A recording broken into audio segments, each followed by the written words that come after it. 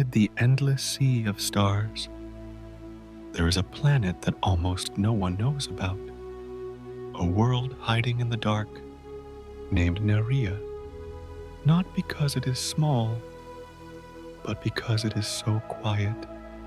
There are no shores, no continents, only an ocean so deep that light itself cannot touch the bottom, a strange beauty, both gentle and fierce. Water curls around itself, like a soul hugging itself. But beneath those deep layers is pressure that crushes everything, a darkness that swallows every memory, a stunning planet, and lonely to the point of fear. Is the water there dreaming?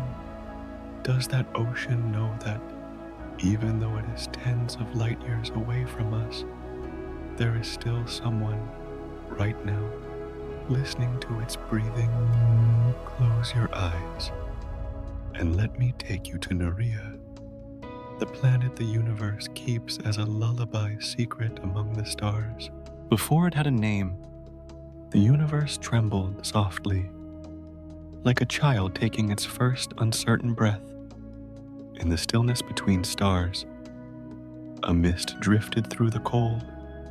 It did not know where it was going, nor what it would become. It only moved, slowly, as if guided by a quiet heartbeat no one could hear. The mist gathered upon itself, folding and curling in the dark. It was not yet water, not yet rain, just a tender thought forming in the silence of creation. There was no light here, no spark to chase away the dark, only a dim shimmer, faint as the memory of a dream, weaving through endless night. The emptiness was soft, patient, almost kind. Within it, something fragile began to breathe. The mist swirled gently, its rhythm small but certain, and the universe seemed to listen. It was as though the stars were waiting for a sound, a pulse, a beginning. The first drop did not fall. It drifted. Slowly, it gathered others, tiny whispers of vapor, calling out to one another, joining hands in the void. They came together, not with force, but with longing. Together, they formed a seed. It was not large, not loud, but it carried a quiet promise that from silence, something fluid and alive could be born. Time moved differently here. Seconds were centuries. Centuries were moments. In this still and tender slowness, warmth touched the edges of the mist. The first sigh of motion spread across the darkness, and the seed began to glow. It did not shine like a star. It shimmered, shy and uncertain, as though afraid of its own light. The warmth deepened, the seed thickened, the pulse of something unseen moved within it, soft as the wings of a thought. And then there was breath, not wind, not voice, just the faint exhale of something learning to exist.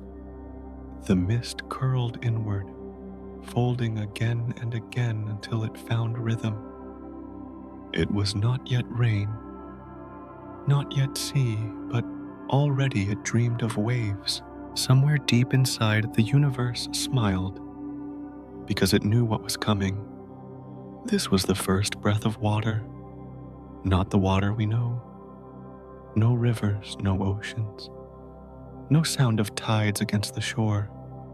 This was water before shape, before color, before touch. It was the essence of stillness, the kind that hums quietly when the night has fallen asleep. It carried no name, only the memory of movement, and it floated freely in the cradle of the cosmos. If one could have watched from afar, they would have seen nothing, just darkness, endless and gentle.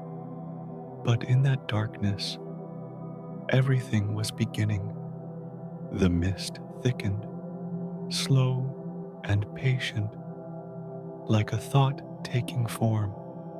Each fragment of vapor was a note in an unseen melody, rising and falling with the rhythm of creation. The universe exhaled again. The seed of water pulsed once more, its glow steady now, its heartbeat sure. In the vast emptiness, there was finally something that moved. Not fire, not rock, but something softer, something that flowed. And so the silence shifted. The mist had found its purpose. It was gathering, breathing, dreaming. The first whisper of a world was being written, one drop at a time.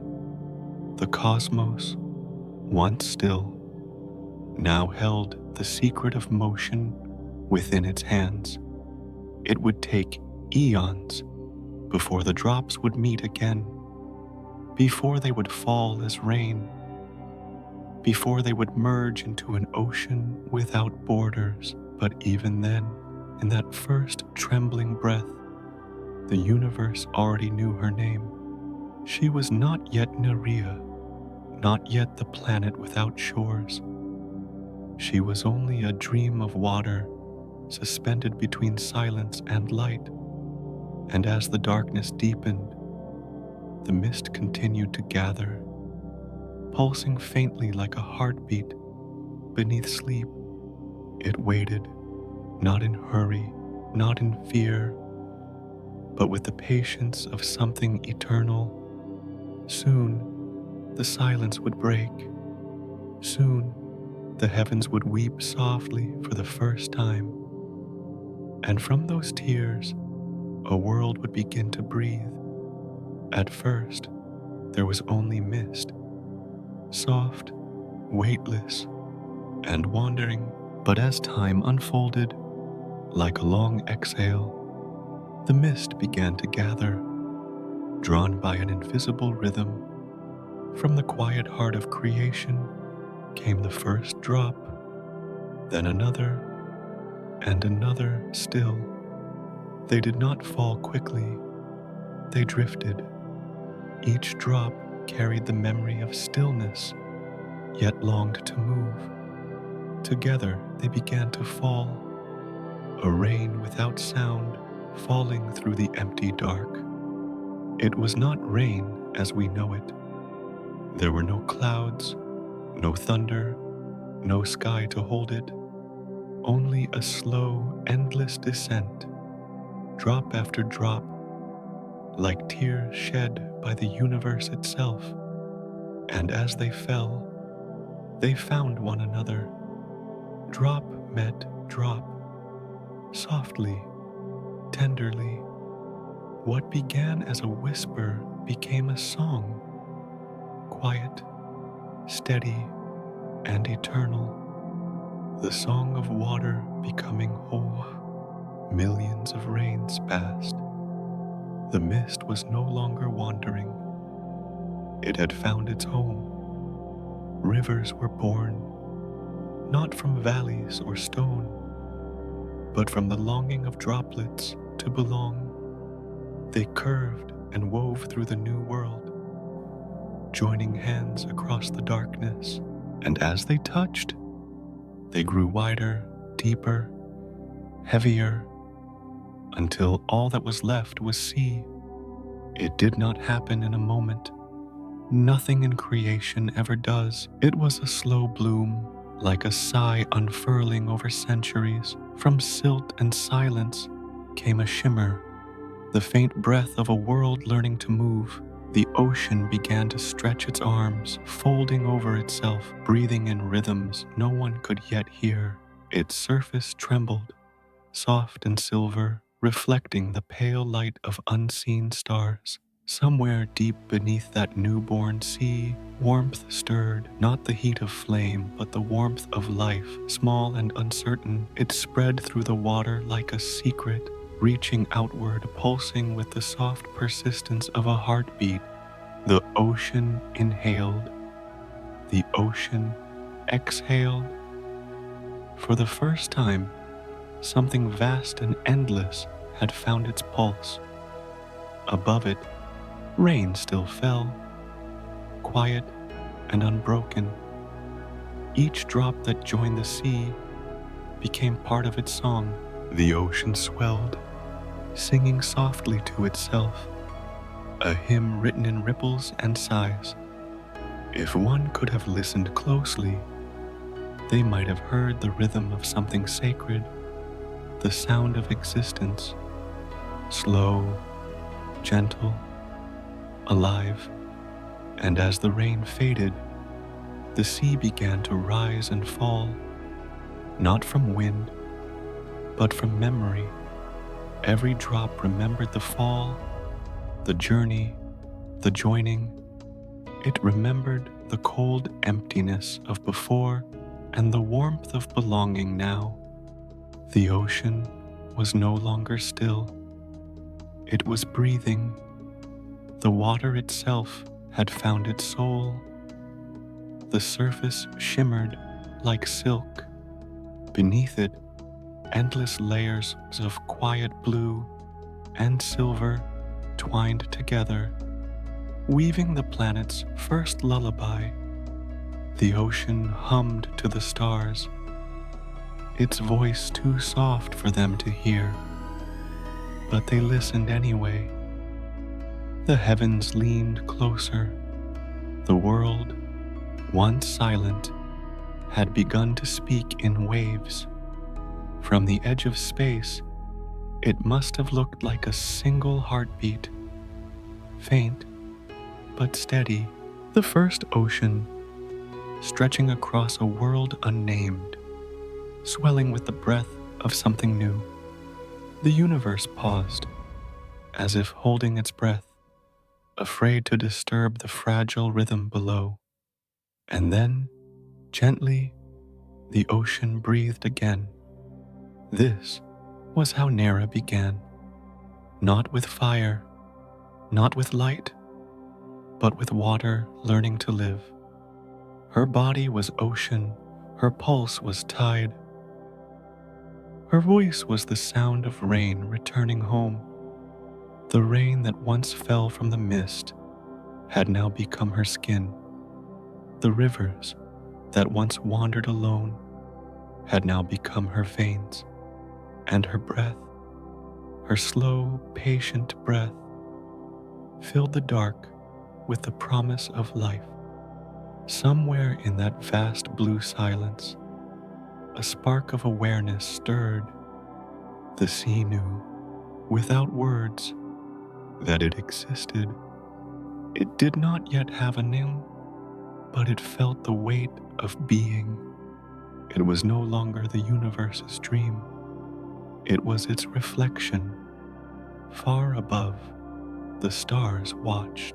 One star, small but constant, shone a dim lavender light through the mist, too weak to touch the depths, yet strong enough to whisper, "Wake." And beneath that distant glow, the ocean shivered.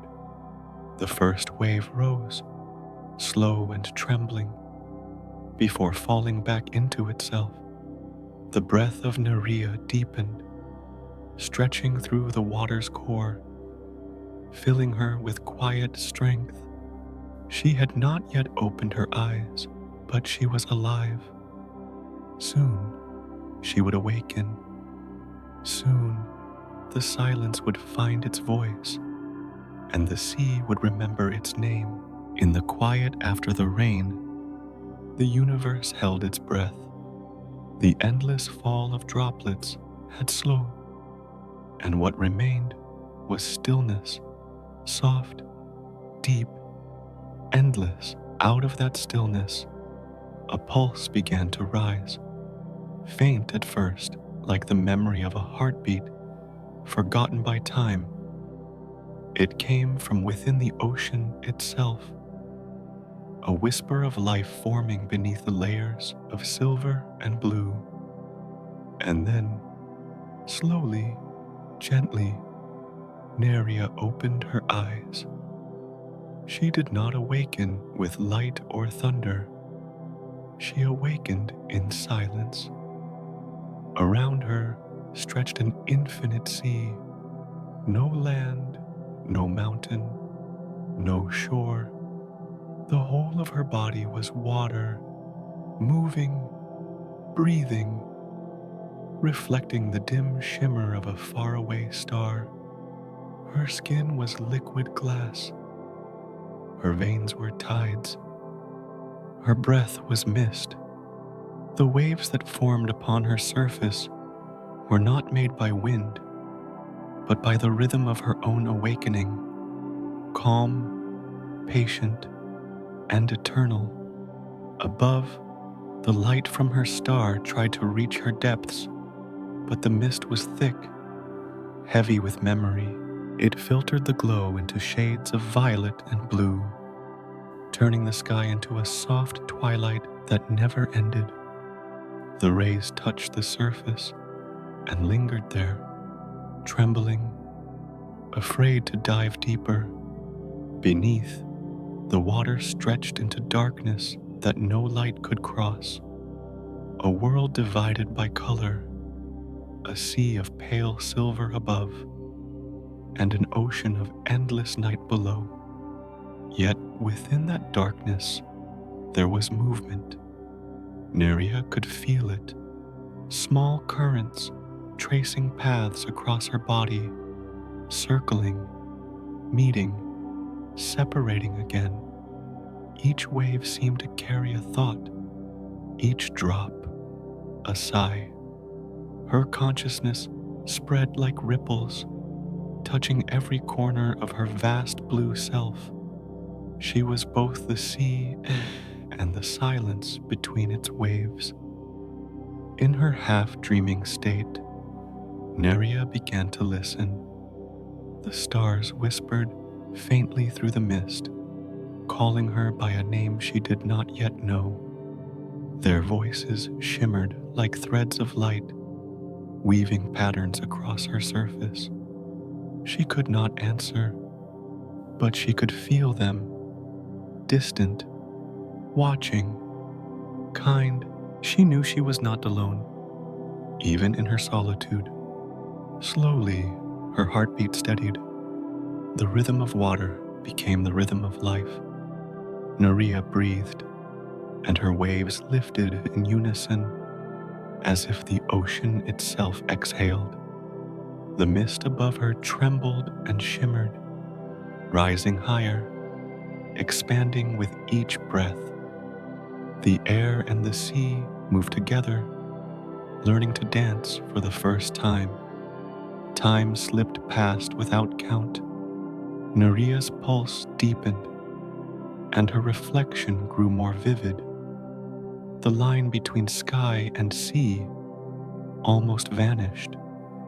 When she looked upward, she saw only herself mirrored back, an endless loop of water meeting water. It was a strange kind of peace, the comfort of knowing she was whole, even without boundaries.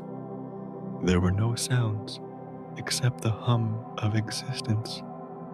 The waves folded softly, the mist sighed, and in that gentle harmony, Nerea realized she was alive. The thought came not in words, but in warmth, a deep glow spreading through her waters, a silent gratitude to the universe that had dreamed her into being. She did not question why she existed. The act of breathing was enough, and so she drifted, a living ocean wrapped in clouds, a heartbeat lost among the stars. Every breath she took rippled through space, touching the light that had once given her birth. The universe, sensing her awakening, answered in silence. Somewhere far away, another star pulsed, as if to say, "Welcome." Nerea smiled in her own way, through the rising and falling of her waves, through the shimmer that crossed her surface like laughter. She felt the warmth of her star again, weak but constant, brushing her face through the fog. It did not pierce her depths, but it painted the world above her with a faint, violet glow, a gentle promise that light still remembered her. The endless ocean stirred. Beneath the calm, something vast was taking shape. The deep began to move, not violently, but with purpose. It was as if Nerea's heart, hidden within her depths, was trying to find its own rhythm against the pull of eternity. The surface trembled softly, mirroring her first breath. Her eyes, invisible yet aware, turned toward the faint horizon where sea met sky. It was impossible to tell where one ended and the other began. The boundary had vanished, just as she herself had been born from nothingness into everything. In the great silence between stars, Nerea took another breath. She was awake now, fully and quietly alive. And with that breath, the ocean began to sing, not in sound, but in light and motion, a lullaby meant only for the universe to hear. Far above, her star flickered once, scattering its glow across the mist like soft rain. The light trembled and spread, painting her sky with new colors: lavender, silver, blue. The heavens seemed to lean closer, listening to the slow, patient hum of her awakening. And there, between the warmth of her rising light and the cool hush of her depths, the first dawn of Nerea began. Not of day, but of awareness. There was no morning on Nerea, no sunrise, no fading dusk. Above its ocean stretched a ceiling of vapor, thick and unmoving, hiding the stars that had once watched its birth. The air was heavy with moisture, an ocean suspended in the sky. The light that reached it was faint, pale and trembling, a small remnant of the distant sun that lingered beyond the mist. The sky was not dark, but neither was it bright. It hovered somewhere between, painted in endless shades of gray and violet. A soft, steady glow drifted through the clouds, not strong enough to cast shadows, not gentle enough to disappear. It lingered, timeless, changeless, like the slow breath of something that never wakes. Every layer of vapor above moved in long, rhythmic waves, as though the planet itself was exhaling. The light wove through these sheets of mist, bending, scattering, and dissolving before ever reaching the sea. It did not arrive as a beam but as a shimmer, fading as it fell, until it became only the faintest trace of warmth upon the surface. From afar, Nerea appeared, wrapped in twilight. Its surface mirrored the dimness of its sky, creating a horizon without edge. The boundary between sea and air was blurred, one flowing into the other, both made of the same substance, water, and silence. Nothing was fixed. Everything drifted with slow intention, like thought without a thinker. No color broke the stillness. The mist turned light to silver, silver to violet, and violet to gray. The ocean below reflected these tones, upward until sky and sea became indistinguishable. Even the faint glow of the sun was swallowed before it could find a place to rest. All that remained was a glow that wandered endlessly, soft, unclaimed, and without source. At times, the mist above would thin just enough to reveal a dim circle, the ghost of a sun, blurred and uncertain.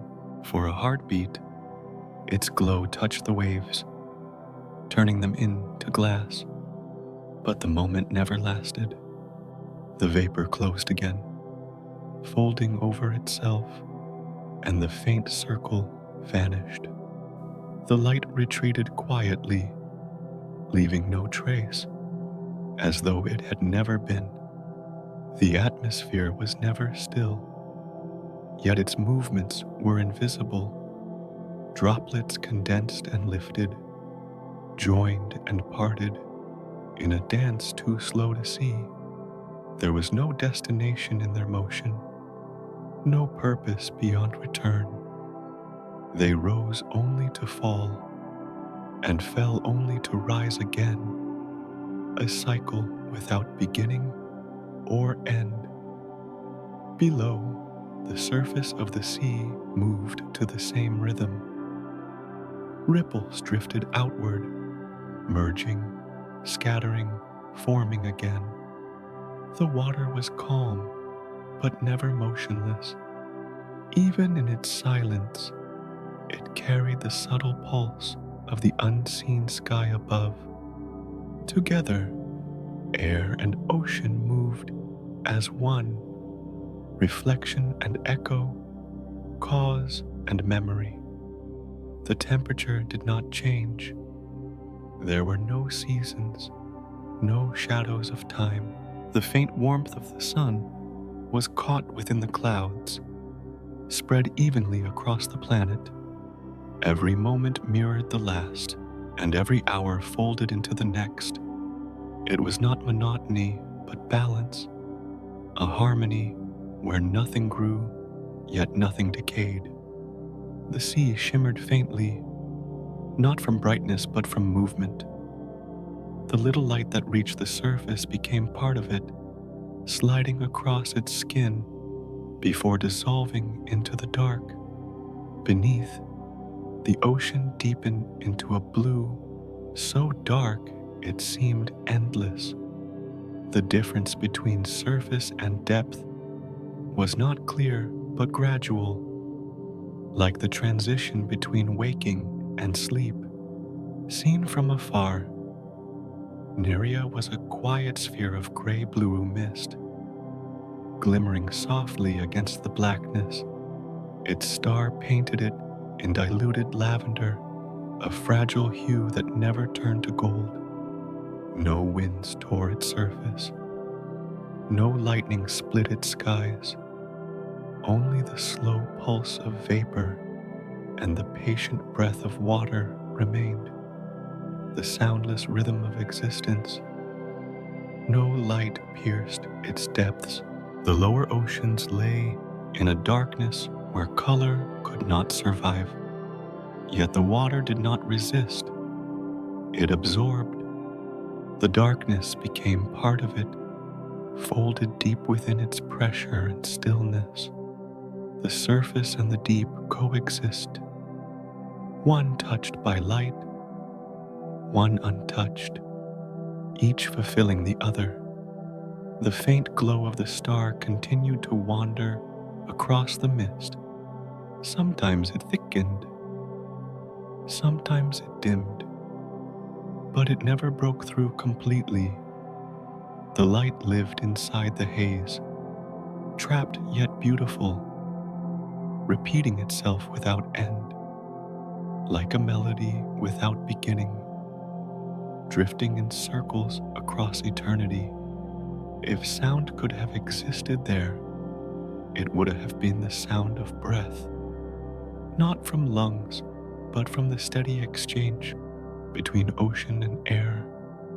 Moisture rose, cooled, fell, and rose again. Every droplet followed the same path, threading through time, weaving continuity into silence.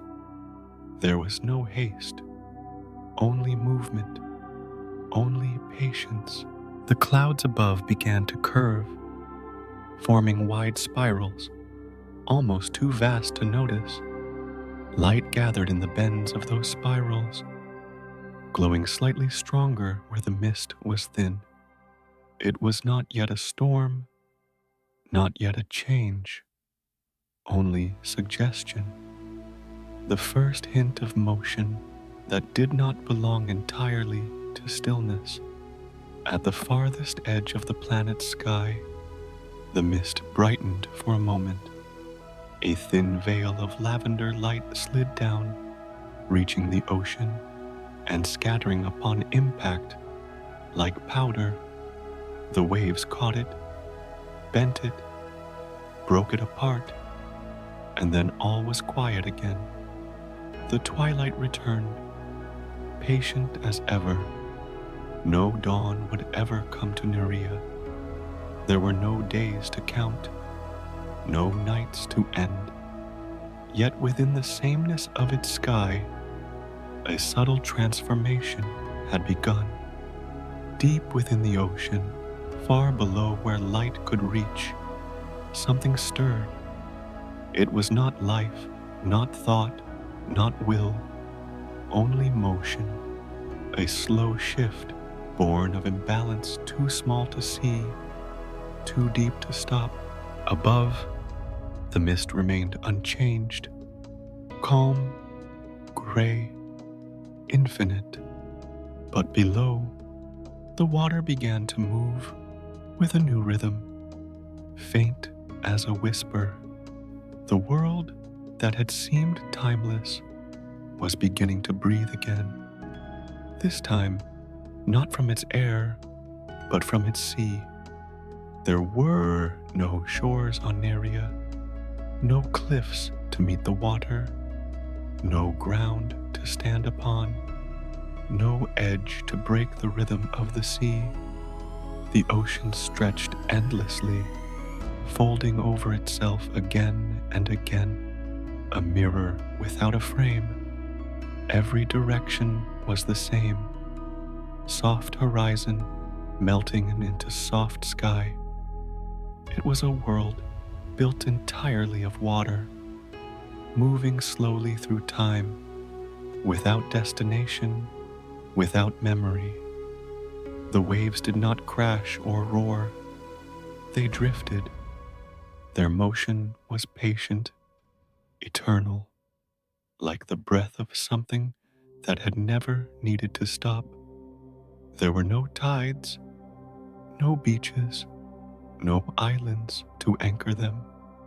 The ocean of Nerea moved in circles, so wide they could not be seen, turning quietly beneath its own weight. It was movement without journey, endless flow without beginning or end. At the surface, the water gleamed faintly, catching what little light could escape the mist. It shimmered in soft gradients of gray and blue, a reflection of the sky above. Beneath the surface, the world deepened, thickened, and grew dense. The ocean was not uniform. It carried layers within layers, textures of liquid changing under invisible pressure. The upper sea was light and smooth, water that drifted like breath, stirred only by the faintest whisper of wind. Below it, the water grew heavy, its motion slower, more deliberate, and deeper still, Beyond sight or sound lay a realm where the ocean turned solid from its own weight. There, under crushing darkness, the water froze not into ice as Earth might know it, but into a dense, glowing mass that neither melted nor broke. It was water that had forgotten how to be liquid, held in place by the endless embrace of pressure. In that depth, the sea held its secrets. No light could reach there, no color could survive. Only the quiet pulse of movement remained, the trembling of molecules pressed against the weight of eternity. From the surface to the core, Nerea was one continuous body, changing form, yet never breaking connection. It was a single breath drawn and never released. There was no separation between above and below. The clouds were water, the sea was water, and even the thin air that lingered in between was only another version of the same element. It was as if the planet itself had chosen a single form, a single essence, and shaped its entire being around it. Everything on Nerea belonged to water. Every motion, every reflection, every sound that never quite became sound. To exist here was to float within something boundless. There were no points of reference, no markers of space or time. A droplet rising from the depths might wander for centuries before returning to where it began, though beginning meant nothing here. Time had no direction, only rhythm. The stillness of Nerea was not emptiness. It was fullness, a calm so complete that it felt alive in its own way. The sea did not speak, but its movements carried the softness of meaning. Each current moved because another had passed before it, each ripple because of the weight above it. The world was a series of quiet responses, endless and self-sustaining. From space, the planet looked like a thought paused mid-sentence. Its colors changed gently with the angle of its faint sun. Silver at dawn that never came, indigo at dusk that never left. But up close, everything was motion. Every drop of Nerea's ocean was in transit, circling, rising, falling, weaving itself into patterns that no eye would ever see. Sometimes, the faint wind that passed through its upper clouds would press against the surface, stirring faint spirals into being.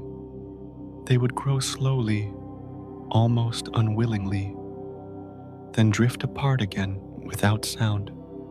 Even the air above the sea was thick, heavy with moisture, an extension of the water below. There was no clear boundary between the two. The planet existed in a perfect blur, one body breathing softly in two forms. Depth was its silence. The deeper one looked, the less the world resembled motion, and the more it resembled memory. The heavy layers pressed together, holding the heat from its formation, whispering faint vibrations that traveled upward in secret.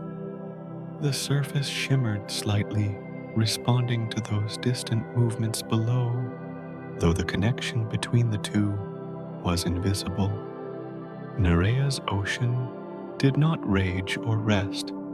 It simply continued. Its stillness was not peace, and its movement was not unrest. It was something beyond both, the pure existence of flow, the eternal surrender to gravity and form.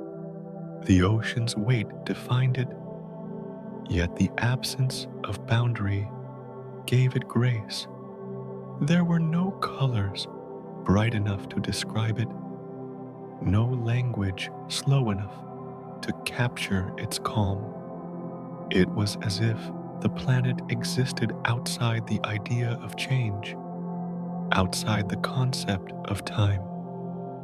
Yet in that constancy, there was a quiet kind of beauty, the kind that did not need to be seen to be real. The light from the distant star touched the upper mist again, refracting through layers of vapor, breaking into fragments before fading. Each fragment landed gently on the sea, leaving a shimmer that lasted only seconds before being swallowed. The glow disappeared, but the pattern of its arrival remained, invisible but remembered. Through it all, the ocean kept moving, unaware of how vast it was. There was no awareness to speak of, only continuity, a seamless repetition that defined its existence. Nerea was both the surface and the deep, both the beginning and the endless continuation. If the universe could have listened closely, it might have heard the rhythm hidden beneath that silence, the faintest pulse of liquid shifting beneath liquid, the murmur of water remembering itself. It was not the voice of a world asking for meaning, but the sound of one that already was. The planet's stillness did not last forever. Below, the calm, slow currents began to twist in the dark. Pressure built, folding layers of liquid against each other. The deep, once motionless, started to stir. The ocean was preparing to move in ways it never had before. From the faint boundary between mist and sea, ripples began to echo downward. The balance but that had defined Nerea for so long was beginning to shift. It was not violent, not sudden, only the quiet beginning of change. The surface remained tranquil, but the depths had begun to whisper. The pressure below was awakening, the unseen weight of water turning inward. It was a motion that had no sound, only gravity and patience. The sky, still veiled in gray, reflected none of it. Above, everything remained calm, the same soft twilight that had covered the planet for ages. But beneath that calm, the sea was learning something new, how to move as one. And so the ocean deepened, its layers thickened, folded and turned. The world that had once known only balance was beginning to discover rhythm.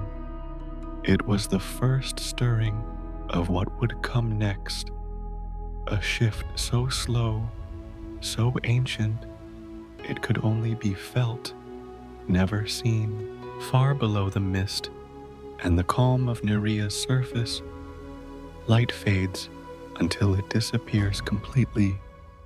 The water grows heavy, pressing downward with endless weight. Every meter of descent feels like a journey into stillness, as if the ocean itself is asking for silence. Here, beneath thousands of kilometers of liquid shadow, sound no longer travels. It dissolves, stripped away by the vastness of pressure and darkness. What remains is not absence, but a deeper kind of quiet, one that fills everything like air once filled the sky. No waves reach this place, no currents stir the heavy dark. The upper sea, alive with motion, becomes only memory here. There is no sound of rain, no hum of wind brushing the surface above, only the weight of water pressing upon water, folding layer after layer until even movement becomes faint. If sound could be seen, it would look like smoke, curling once and vanishing. The silence at these depths is not empty. It is thick, immense, and alive in its stillness. Pressure hums softly, too deep to be heard, too slow to be measured. Molecules drift and touch, whispering in vibrations so small they never rise to the surface. The ocean breathes in rhythm, though not like a living thing, more like a world turning within itself, steady, patient, endless. The deeper one goes, the more the boundaries between form and feeling blur. Time stretches thin here. Seconds lose meaning. The descent becomes a suspension, a pause between what once was and what will be. The water grows dense, turning from fluid to something almost solid, yet never still. Even when nothing moves, the sense of weight continues, pressing from every direction. There are no colors here. The last traces of light vanish miles above, leaving only a darkness so pure it feels complete. The black is not frightening, but calm, a space that accepts everything without question. Every particle that drifts through this depth becomes part of its hush. Every faint vibration folds into the whole. The ocean is not sleeping. It simply exists in a way that silence can understand. In this place, gravity feels different, not as pull, but as presence. The deeper layers press inward, their motion too slow to see. It is as though the entire ocean is breathing inward, collapsing softly into itself, not to vanish, but to rest. What began as water becomes weight. What began as movement becomes memory. The planet's pulse slows until it is indistinguishable from stillness.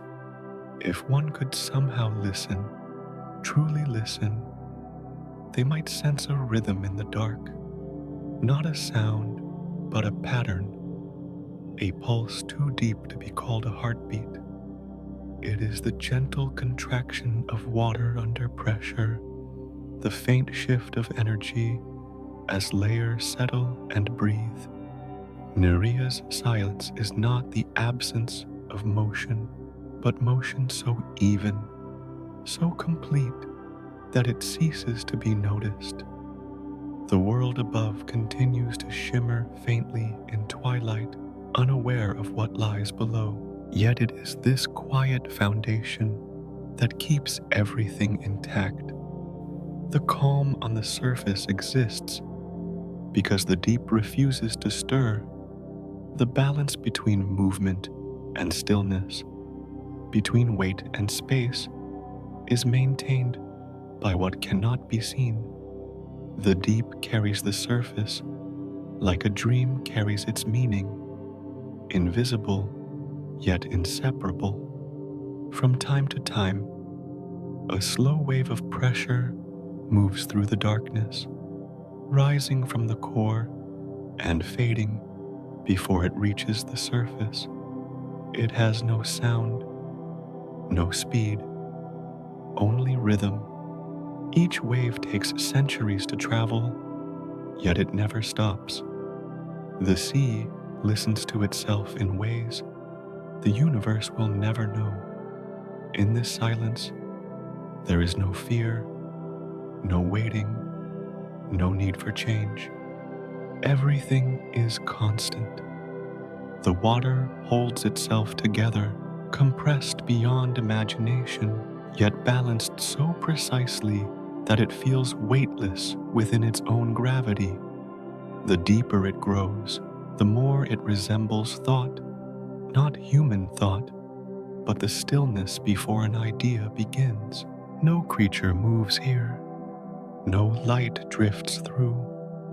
Only the subtle pressure of being fills this space, and still there is movement, though it cannot be felt. A slow rearranging of the unseen, a whisper of heat carried from the core. The deep holds the memory of creation. Every particle remembers the time when it was mist, when it was air, when it fell as rain from the newborn sky. The silence of Nerea's depths is the closest thing to timelessness. It does not sleep, because sleep implies waking. It does not end because ending implies sound. It is simply the continuation of quiet, a horizon within water. Above, faint ripples cross the surface, unaware of what lies beneath them. They are small gestures against the vast stillness below. If one could see both at once, the restless shimmer above and the silent dark below, one would understand the nature of the planet. Movement resting within stillness, sound dissolved into silence, energy balanced by the weight of calm. The layers of water continue to fold upon one another, dense enough now to carry light only as memory. Every vibration is swallowed, every wave absorbed. What remains is equilibrium, the perfection of stillness where nothing needs to move. The silence here is not fragile, it is enduring. It holds the planet together, shaping everything above it. From the heart of this depth, faint pulses rise. They are not voices or messages, only the quiet reminder that existence continues, even when unseen. The energy moves upward, spreading through the layers like an echo that never reaches its end. It is Nerea's quiet breath, steady, constant, and older than time. The deep does not ask to be known. It does not demand to be heard. Yet every drop of water above depends on it. Without its silence, there would be no calm, no reflection, no balance. The stillness below sustains the endless rhythm above. And so, the deep remains holding the ocean in its embrace. Light may never touch it, sound may never return from it, but its silence fills the planet with strength. It is the unseen pulse beneath twilight, the heartbeat that has no sound, the breath that has no voice. Far above, the faint lavender glow still hovers in the mist. The surface moves gently, unaware of the quiet that sustains it. Yet the silence of the deep begins to change. Tiny shifts in temperature, faint rearrangements of pressure, small currents turning inward, the first signals of something stirring. It is not noise, not awakening, but transition. The deep has been still for too long, and the stillness itself has begun to move. The change is invisible, a rhythm within the quiet, a slow emergence of motion beneath the weight of silence. The world remains hushed, but the balance has tilted ever so slightly. What once only rested now begins to breathe again. At the very heart of Nerea, where no light can exist and no sound can travel. The weight of the ocean folds upon itself. Every layer presses against the next, a slow, unending descent of water becoming weight, and weight becoming form. The deeper it goes, the less it resembles what it once was. At the planet's core, the sea no longer flows. It is crushed into something dense, radiant, and unrecognizable. Not solid, not liquid, but something in between. Here, the rules that shaped gentler worlds do not apply. In this depth, there are no currents, no tides, no motion, only the quiet devotion of matter surrendering to pressure. The ocean that began as mist now kneels beneath its own creation. Water once free to drift now bows to the gravity of itself.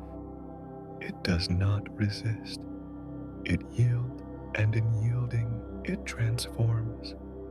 This is where pressure becomes a god, not a god that watches or commands, but one that shapes without intention, silent, unseen, patient beyond time.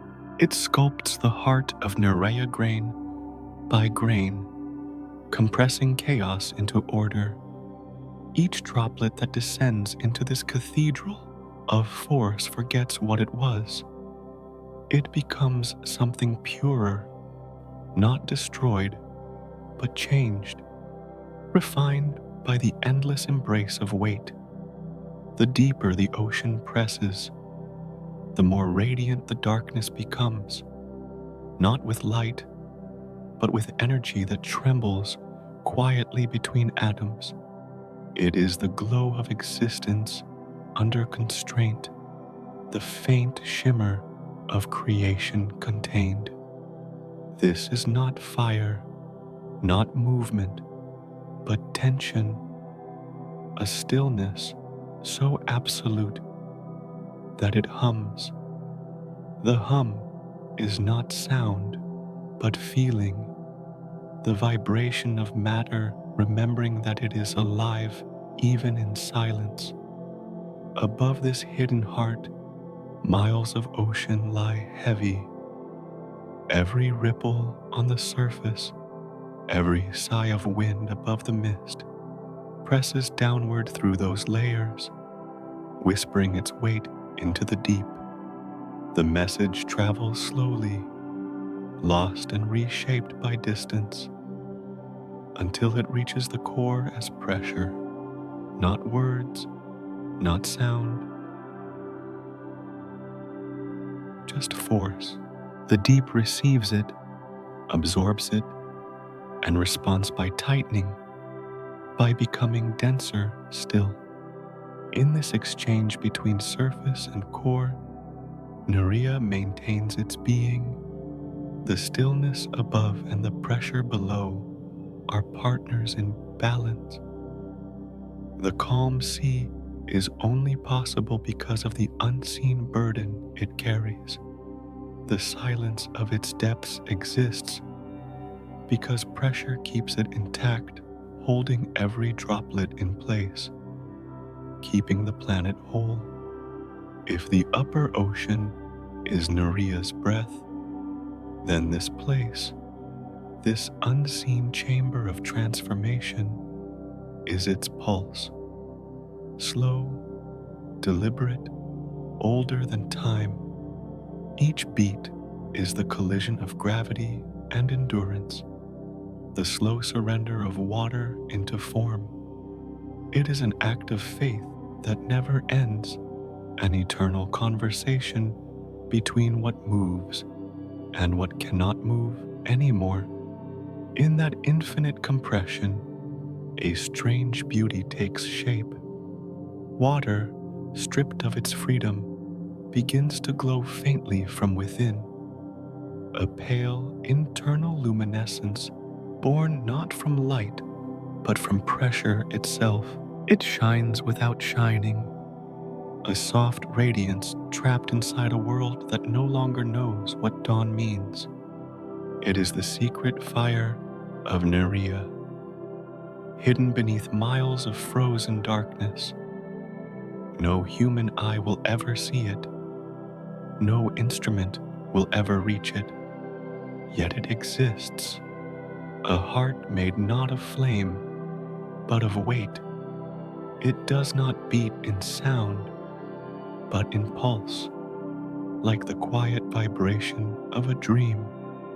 The god of pressure does not demand worship. It is worship in the purest form. The entire planet bends in reverence to it.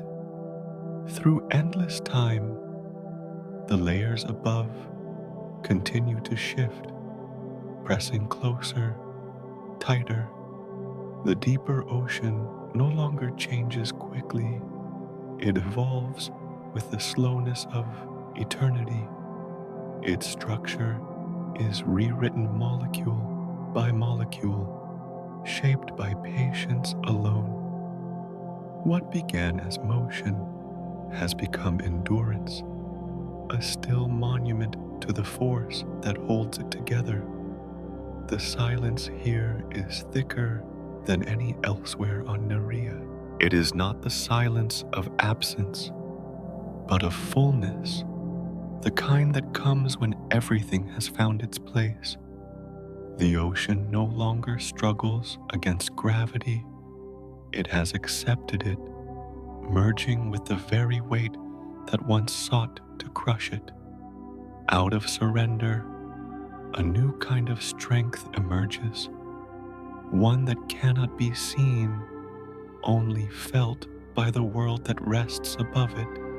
This is how planets survive, through compression, through quiet resilience. What breaks at the surface endures at the core. What trembles above remains unshaken below. Pressure becomes both cage and sanctuary, both burden and blessing. It does not destroy, it transforms.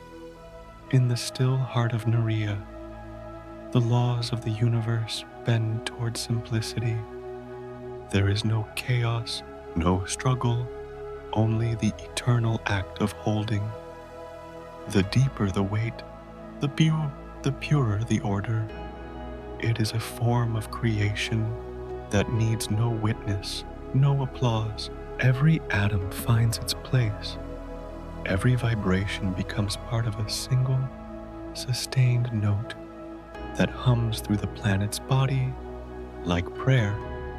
Above, the ocean remains vast and open.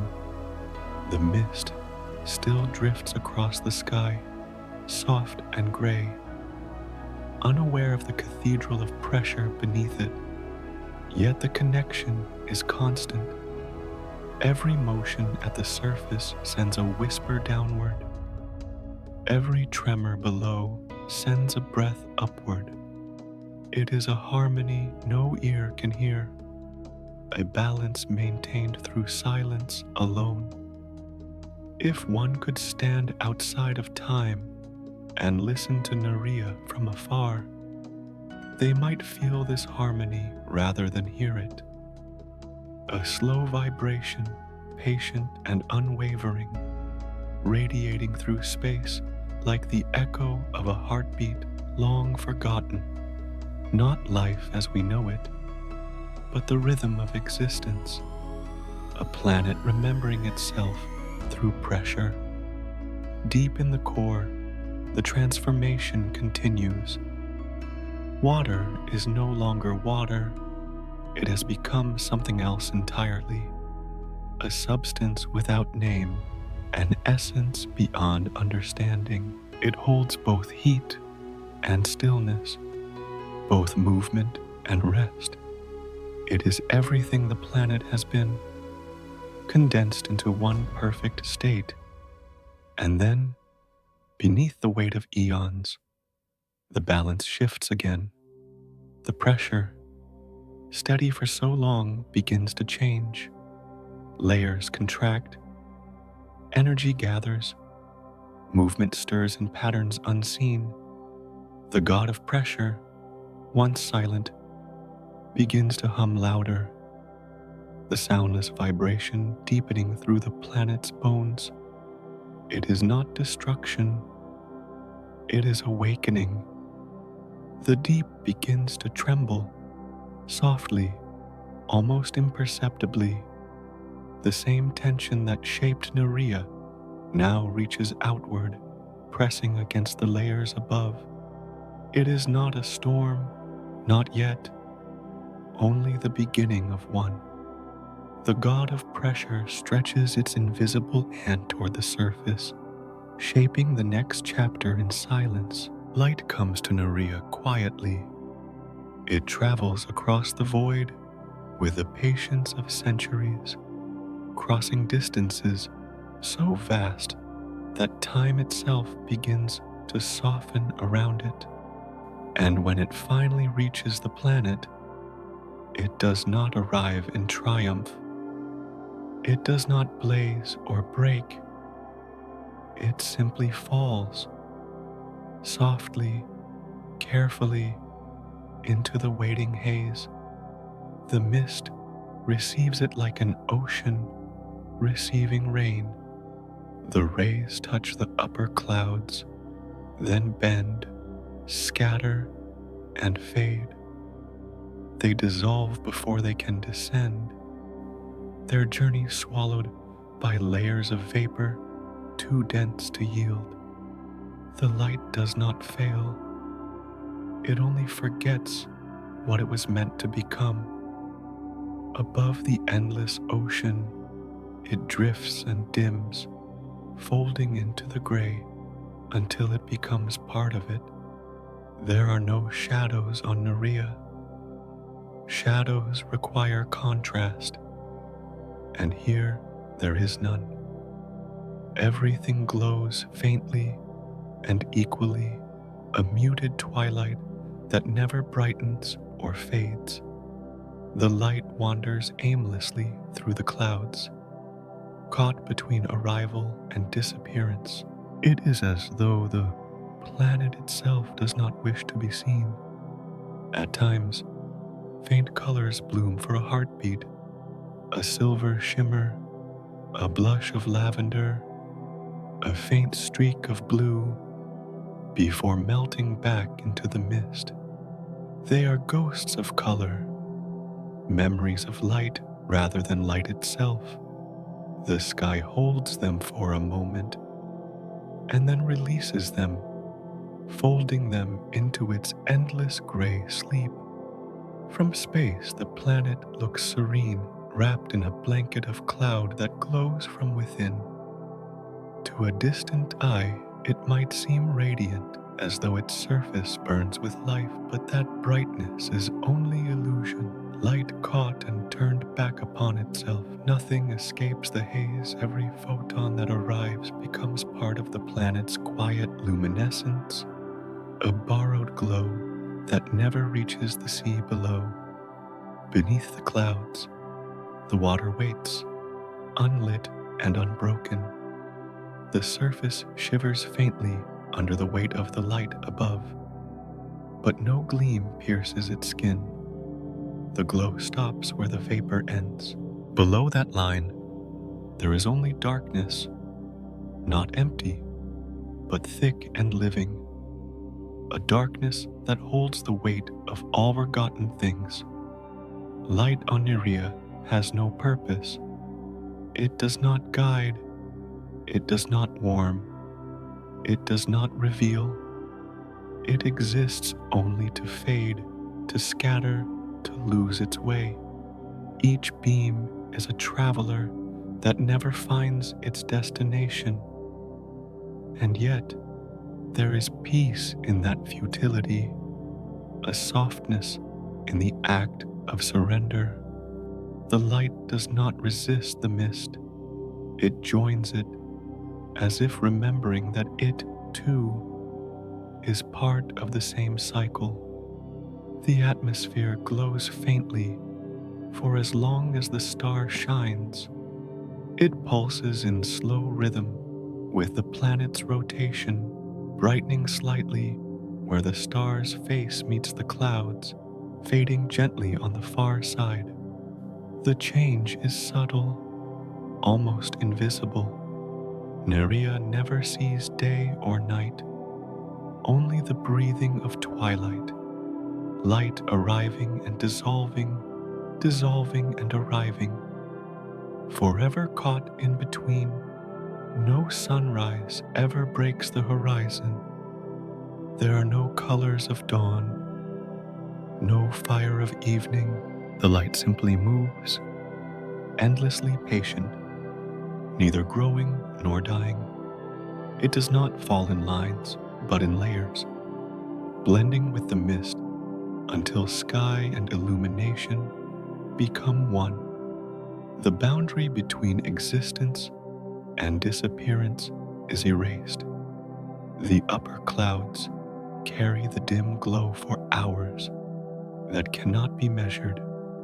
Each droplet within them captures a small portion of radiance, bends it, and sends it wandering again. The mist itself becomes a mirror, reflecting nothing, holding everything. The faint glow shifts with time, but never truly moves. It lingers, like breath held too long, suspended within itself. The ocean below feels the faintest echo of warmth, so soft it cannot be measured, so gentle it cannot change what it touches. The sea remains cold, vast, and unaware. Light tries to descend, but finds no path, no surface to rest upon. There is no land, no soil, no texture to hold it.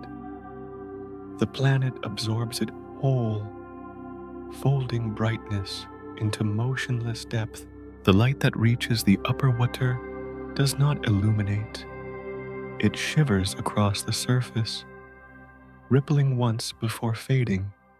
For a brief moment, it paints the waves with silver threads, thin and trembling, then vanishes without leaving a mark.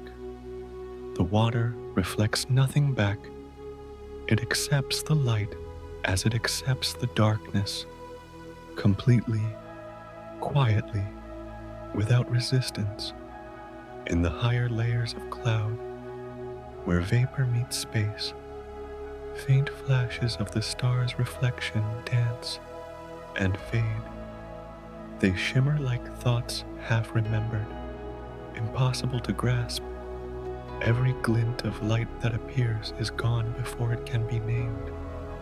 The planet remains wrapped in soft equilibrium, the perfect harmony between receiving and forgetting. There is no loneliness in this obscurity. Nerea does not crave illumination, nor mourn its loss. The balance between brightness and shadow is so complete that neither wins nor fades. Light is simply part of its stillness, another form of motion too slow for time to see.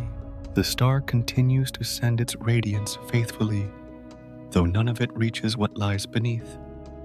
The exchange is one of devotion without result, a gift offered endlessly, accepted without acknowledgement.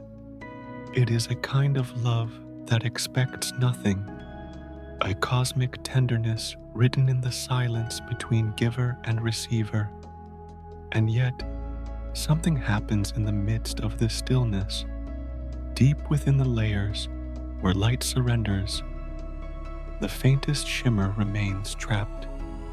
It moves differently, not falling, but circling, caught between the pull of gravity and the embrace of vapor.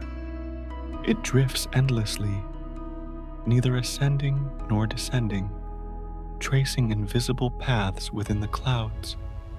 These trapped glimmers begin to gather, drawn by coincidence more than intention. Their presence is faint but real, a subtle brightening within the haze. It is not enough to pierce the planet's calm, but it marks the beginning of a new rhythm, an undercurrent of light that refuses to vanish completely. Over centuries, these glimmers drift downward, carried by slow currents of vapor. Some dissolve entirely, merging back into the mist. Others reach the upper ocean and scatter, painting the surface with brief, trembling reflections before sinking back into the deep. In this way, light becomes part of the ocean's memory. It is never lost, only transformed, turned into quiet shimmer within motion. Above, the mist continues to glow with soft indifference. Below, the sea holds the last traces of that fading light, keeping them alive in the way still water remembers a touch. Between them, the horizon disappears, a veil where giving and receiving never end. The planet remains wrapped in its own twilight, the light continuing its long journey of surrender. And somewhere deep below, beyond where even dim reflections can reach, the water stirs faintly. The trapped warmth of light has found its way down, carried by patience. In the darkness beneath the haze, invisible movement begins. Slow, quiet, almost imaginary. It is not brightness, not yet life, but the echo of light learning to move again. There are winds on Nerea, though they are unlike any winds known to gentler worlds. They do not carry warmth, nor scent, nor sound. They are born from contrast too faint to name, a subtle difference between layers of mist and ocean, between pressure and calm. Once they begin, they do not stop. They sweep across the planet endlessly, circling without destination, touching everything and belonging to nothing. These winds have no home. They rise from the trembling border between vapor and sea, then wander across horizons that have no landmarks. They move through air that is already water, through clouds that never break, through the thin breath of a planet that never sleeps. Each gust is ancient, born from motion that has now no beginning, shaped by forces too large for time to hold. They cross Nerea's face as wanderers, without memory, following paths that vanish as soon as they form. From above, they seem calm. The planet's surface, veiled by mist, gives no hint of the violence within its clouds. But deep inside the vapor, the winds rage silently, moving faster than thought, faster than sound, speeds that could tear apart mountains if mountains existed. Yet there is nothing to tear, nothing to resist. The air flows freely, meeting no obstacle, meeting only itself. In this world of endless water and fog, the winds are the only motion that belongs to the sky. They twist and turn, weaving vast spirals through the vapor, folding upon themselves like invisible tides. They create patterns no eye will ever see, storms without thunder, whirlpools made of air. Each one is a ghost, passing through another ghost, until the distinction between motion and stillness disappears. There is no warmth in them. The faint light from the distant star gives no energy to carry, no heat to hold. The winds of Nerea are cold, yet not cruel. They do not sting, They simply move, touching everything in their way and leaving no mark behind. Each gust is a thought without purpose, each storm a memory that never happened. Sometimes their paths cross, and great tempests form, not with noise, but with presence. The clouds fold inward, spiraling for days, weeks, perhaps centuries, before unwinding again into stillness. The air is too heavy to roar, too dense to crack. It moves like a slow breath through a sleeping body, vast and patient. The storm begins without a sound, ends without a trace, as if the planet itself is dreaming. The winds shape nothing and destroy nothing. They have no object, no meaning, no direction. They are a reflection of motion itself, the universe's reminder that even in silence, energy must flow. If they could speak, their language would be repetition. If they had a form, it would be the circle. The surface of the ocean feels their touch, but does not change. The winds brush across it, raising faint ripples that vanish as quickly as they appear. The mist above folds and unfurls in answer, but nothing shifts permanently. Every motion is followed by stillness. Every gust is absorbed by the soft skin of water. It is a dance between air and sea, endless, weightless, without rhythm or end. At the edges of the atmosphere, the winds are faster still.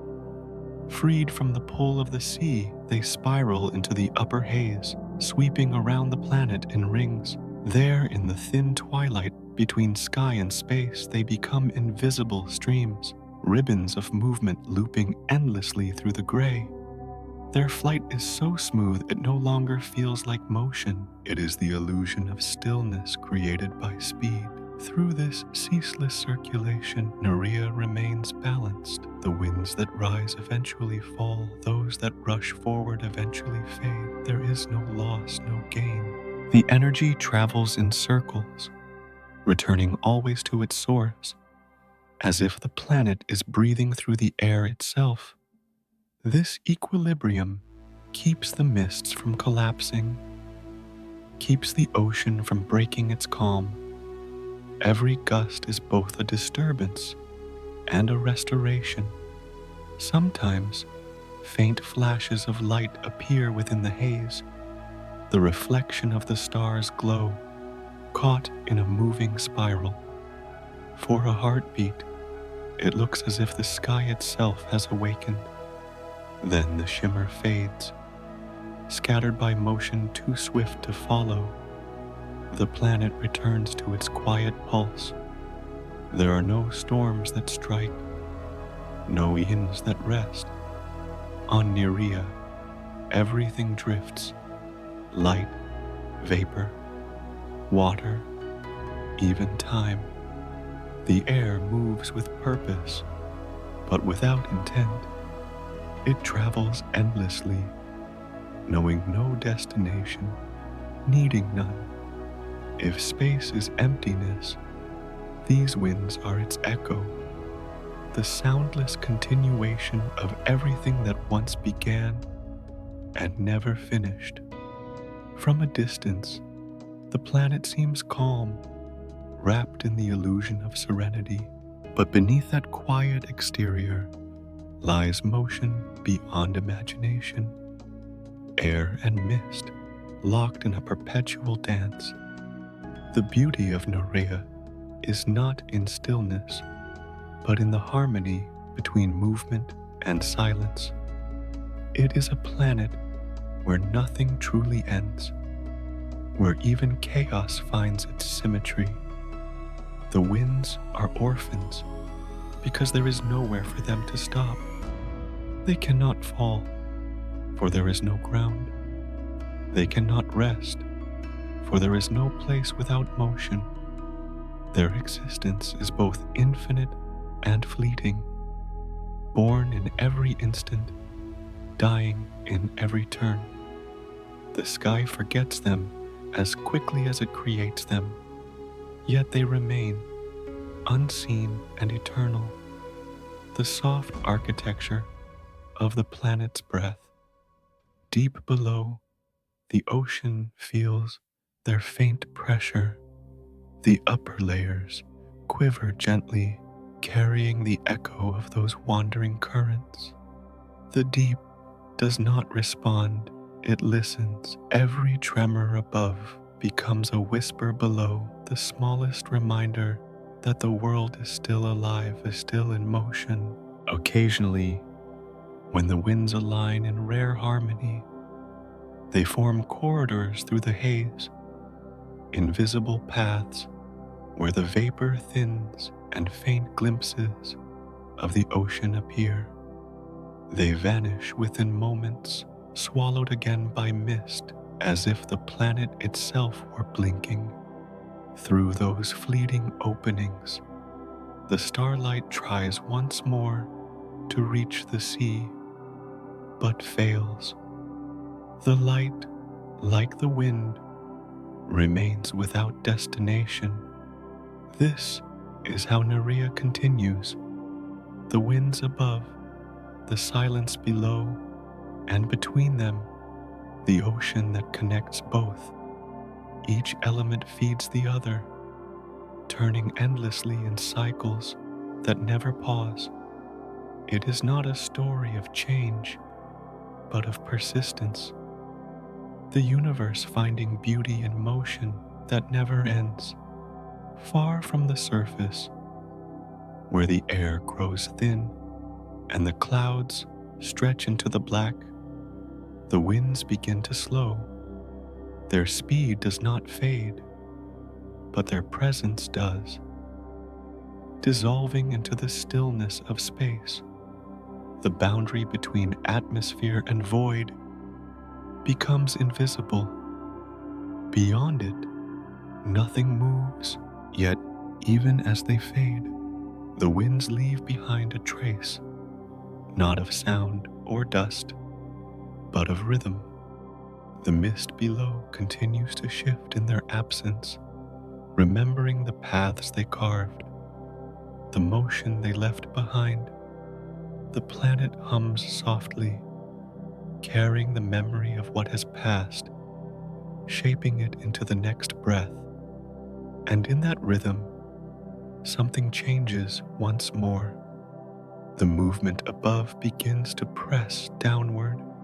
Layers of air meet layers of sea. Pressure builds, heat gathers, and for the first time in ages, the between them begins to tremble. The wandering winds are no longer content to roam the sky. They are beginning to reach for the ocean beneath. In the lowest darkness of Nerea's sea, where the pressure folds light into memory and silence into weight, something stirs. It is not large enough to be seen, nor strong enough to change the water around it. It is only a tremor, a single movement among countless others, so small that it might not exist at all. Yet within that trembling, there is rhythm, faint, uncertain, but real. The ocean has been silent for ages beyond imagining. Layers of water pressed together so tightly that even motion forgot itself. But now, at the border between warmth and cold, between stillness and flow, something begins to move again. It is not wind, nor current, nor pressure. It is smaller, quieter, the hint of a pattern forming inside chaos. No eye would ever find it, It has no shape, no color, no voice. It exists only as a possibility suspended within the liquid dark. Yet if one could listen closely enough, they might sense it, the soft pulse of becoming, the first fragile beat of a world learning to breathe. The temperature shifts by a fraction, and within that shift, the ocean rearranges itself. Tiny structures gather, drawn together by nothing more than the instinct to connect. They meet, touch, separate, and meet again, repeating a motion older than time itself. In the infinite calm of Nerea's depths, this repetition becomes purpose. The water, dense and ancient, holds the moment carefully, as if cradling something it does not yet understand. Every molecule hums faintly in response. The pressure that once crushed now protects, wrapping the movement in a cocoon of stillness. The dark is not hostile here. It is patient. It waits without hurry, without expectation for the next tremor to come. Perhaps it is nothing. Perhaps it is everything. The universe has always hidden its beginnings in places too quiet to notice. Stars ignite in silence, and so might life, not with fire, but with warmth so soft it can only be felt, not seen. Nerea, in its slumber, becomes the keeper of this secret. Far above, the winds continue their endless wandering, whispering across clouds that never break. The faint light from the distant star still struggles to reach the surface, scattering and vanishing. None of it touches this place. The deep is separate, its silence untouched by sky or air. Yet somehow, through a bond unseen, the rhythm above and the rhythm below begin to mirror each other. The current slow, the pressure deepens, the tremor grows steadier. Something in the deep begins to remember movement, not the violent motion of storms, but the slow turning of energy into form. A faint swirl of matter spins within the blackness, gathering what little warmth remains. Around it, other particles drift closer as if curious. Together, they form a cluster, fragile as breath, light as thought. It lasts only a moment before breaking apart, but that moment is enough. The sea records everything. Every ripple, every vibration, every collision is written into its memory. These memories remain, layering upon one another, shaping new paths for motion to follow. Each fragment that falls apart leaves behind the blueprint of its existence. The next time, the pattern will return, stronger, clearer, closer to lasting. Time here does not move forward, it folds. Centuries collapse into seconds. A single moment stretches into eternity. In that suspension, repetition becomes creation. The ocean, once still, begins to hum again, softly, like the echo of a heartbeat, far beneath the surface. No light descends to witness it. No sound escapes to announce it. The event passes in silence, invisible to everything except itself. Yet within that silence, a miracle occurs. Order blooms out of nothing. A small, fragile structure survives the pressure, enduring what should have destroyed it. It exists for no reason at all, and that is reason enough. The sea holds it close. Around it, layers of water continue to shift and breathe, keeping the temperature constant, the pressure exact. The movement is faint, like sleep. The planet does not notice what has begun within it. It continues to turn slowly beneath its violet sky, unaware that, deep inside its body, the first flicker of change has arrived. Nerea's deep hum remains constant. It has always sounded like breathing, slow, steady, endless. But now, hidden within that rhythm, there is a second pulse. It is faint, irregular, like the fragile heartbeat of something still learning to exist. The two pulses intertwine, the planet and the possibility, the old and the new. The sea has not awakened, but it has begun to dream. If one could translate this dream into words, it would not speak of survival or destiny. It would whisper only of connection, of molecules touching, of warmth meeting movement, of silence learning how to sing. It would tell no story of purpose, only the quiet joy of being. The ocean continues to move around it, unaware. The winds above still rush without direction. The star still sends its pale light through the mist. The universe does not pause to notice, and yet, something irrevocable has begun. The smallest tremor in the deepest dark has shifted the balance of everything. This is how beginnings always come, unnoticed, unannounced, wrapped in silence. Life does not arrive with thunder.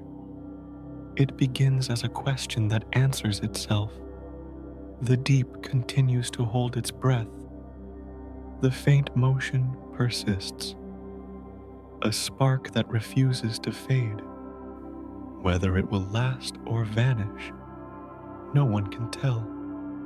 The sea does not know, and it does not need to. Its purpose is only to carry what exists, to let motion find its path. Above, the sky remains unchanged, its winds circling endlessly. The faint shimmer of light touches the clouds, fading before it reaches the ocean. But in that gentle fading lies something beautiful, the promise that not all light must shine to give life. Some only need to linger. Deep below, the tiny movement continues. It is smaller than sight, quieter than thought, but with every beat, it grows more certain. It is not yet alive, but it is no longer still. It moves with purpose now, not to reach, but simply to be. The pressure holds it close. The darkness wraps it in warmth, and the ocean continues to hum. Nerea, the planet without shores, cradles its first dream, and somewhere in that dream, life begins. Not yet born, but already becoming. The sea above trembles slightly, though no wind has touched it. The rhythm of the deep has reached the surface, soft and invisible. The world continues as before, unchanged in appearance, but no longer the same. Something has awakened within its silence. On Nerea, water carries memory. It has no voice, no mind, no form that can hold thought. And yet it remembers. Each drop, each ripple, each swirl beneath the mist bears the faint echo of what once was. Every molecule still carries the warmth of the distant star that gave it birth, the soft breath of vapor that became rain, the endless drift that became sea. Nothing on Nerea is still for long. The water moves in cycles that never end, rising, falling, returning. The vapor in the sky curls downward to become liquid again. The ocean breathes upward, becoming mist once more. There is no beginning to this exchange, no boundary to divide what was from what is. Within this constant movement lies memory, not of moments, but of feeling.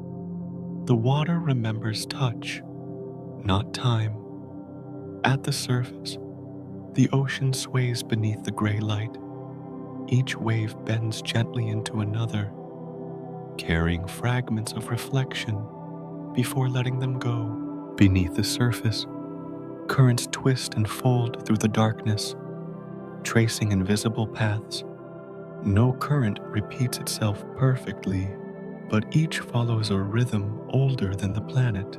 It is as if the ocean knows where it has been, even when it no longer remembers where it began.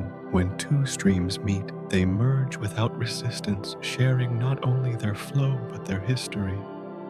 For a brief moment, they are the same, one drop remembering another.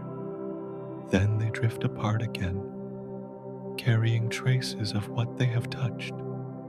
Through this quiet exchange, Nerea's waters weave together the story of their own existence, a tapestry woven from repetition and return.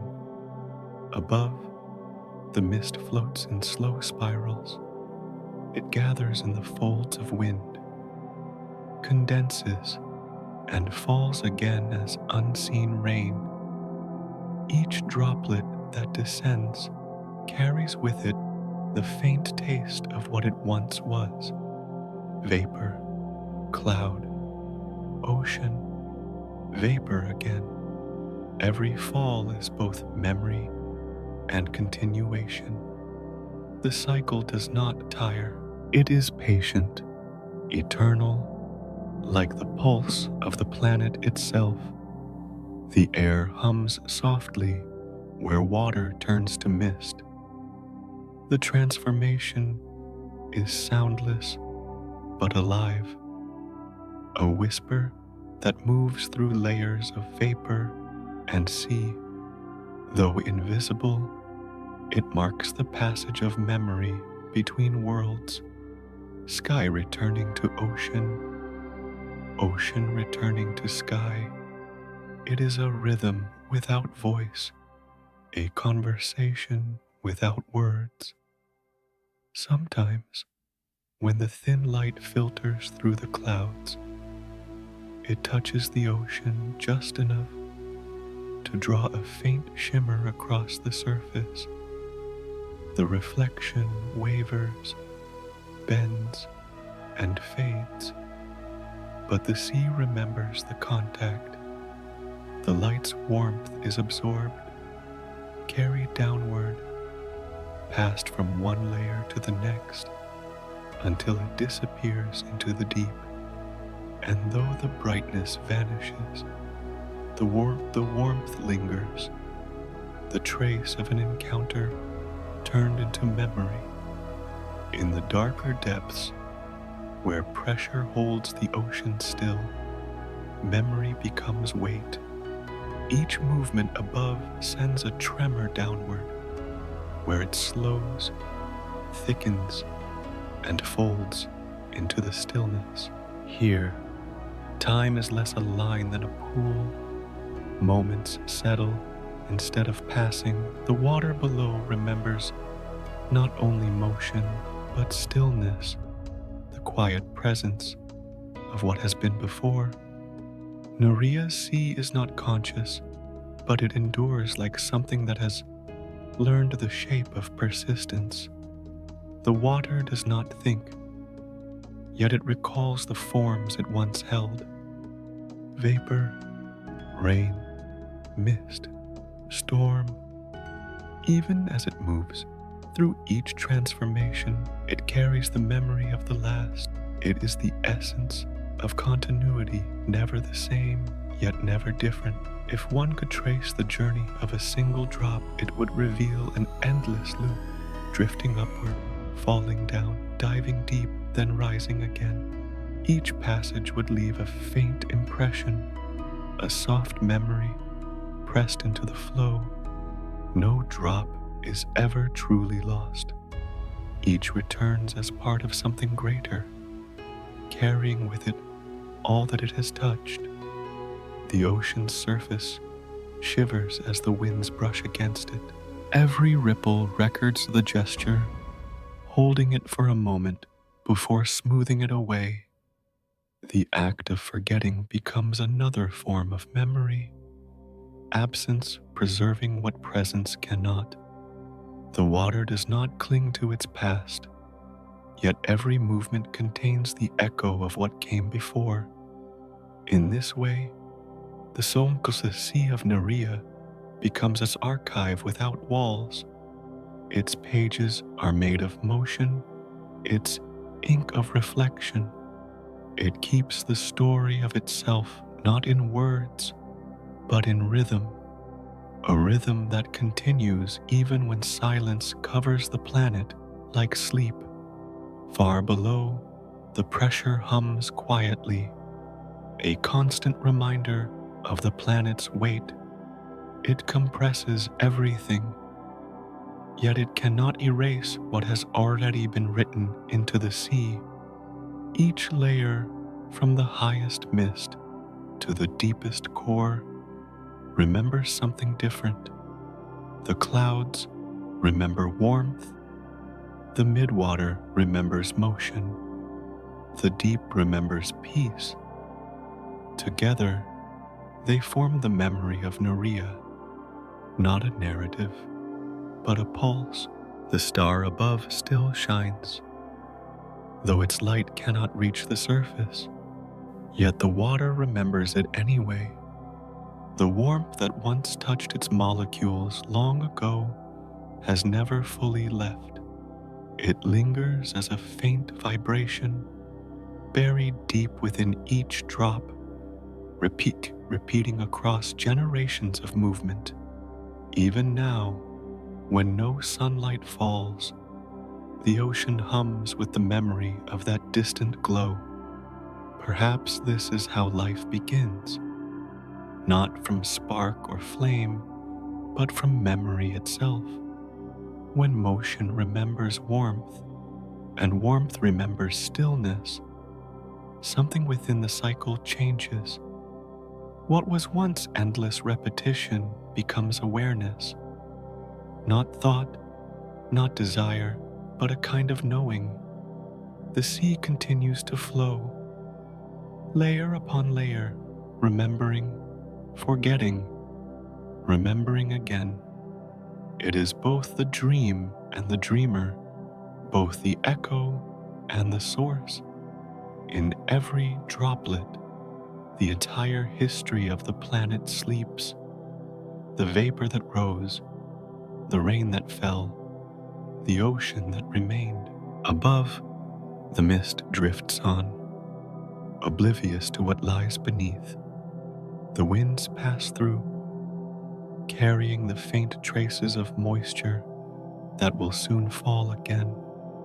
The cycle continues, as it always has, but something within it has shifted.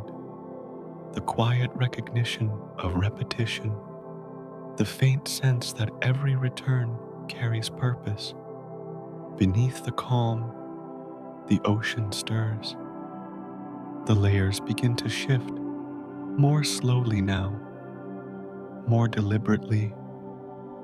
Movement takes on a pattern, small, steady, meaningful. The memory of warmth begins to gather, pooling in the lower depths. It is the start of something unseen, a subtle transformation that will take centuries to reveal itself. The sea, once only motion, begins to hold on to its patterns longer. The cycles stretch, and within that stretching, the first outlines of change appear. Not creation, not yet, but the whisper of it. The planet is remembering itself through water, through movement, through the slow rhythm of return. And as Nerea continues to breathe through mist and tide, the memory deepens. What was once repetition becomes history. What was once history becomes a possibility. Nerea turns slowly, so slowly that time seems to forget how to move. Days and nights do not follow one another here. There is only half the planet bathed forever in a muted glow, and the other half folded endlessly in shadow. Between them lies a narrow band of silver, a horizon that never changes, where day and night meet but never touch. On the bright side, the sky glows softly, washed in pale violet light from the distant star. It is not warmth that reaches this place, but the memory of it, a quiet illumination that fills the mist and lingers on the surface of the sea. The air trembles faintly, holding the star's reflection in its folds. There are no mornings here, no sunrises to break the silence. The light simply exists, eternal and unwavering, as if the universe itself had paused its breath. Across the ocean, beyond the silver horizon, the other half of the planet sleeps in darkness. The sea there is colder, heavier, its surface smoother than glass. The air is thick with vapor that never moves, and the stars above are hidden by a canopy of endless fog. No glimmer from the bright side ever reaches it, yet even there, in the unbroken dark, the ocean hums softly, alive with the slow rhythm of Nerea's turning. Between these two worlds, the pale and the black, lies the boundary. It is a place where the light falters, where shadows melt into glow. Here the sky is not dark or bright, but silver gray, a quiet merging of both. The mist glows faintly, as if holding the last breath of a dying sunset, and the sea mirrors it with the calm of something that has forgotten to end. It is neither day nor night, but an eternal twilight, a single, endless moment suspended between both. The sun does not rise on Nerea. It does not fall. It simply hovers, fixed in the same place in the sky, caught in the slow dance of the planet's rotation. Its light drifts across the same waters again and again, tracing paths that never change. On the bright side, every ripple, every cloud, every movement exists under the same pale illumination. On the dark side, everything remains unseen, untouched by time. For the creatures of brighter worlds, this might seem a stillness too heavy to bear, but in Nerea, it is balanced. The planet's slow spin is not failure, it is patience. Every drop of water, every curl of mist, every hidden current moves in accordance with this rhythm, the rhythm of a world that refuses to rush. In the twilight band, the sea takes on strange colors. The silver of the sky seeps into the waves, turning them into liquid glass. Each swell catches a faint glimmer from the light above and carries it forward, letting it fade gently into the dark. The air here moves more slowly, its winds soft and circular.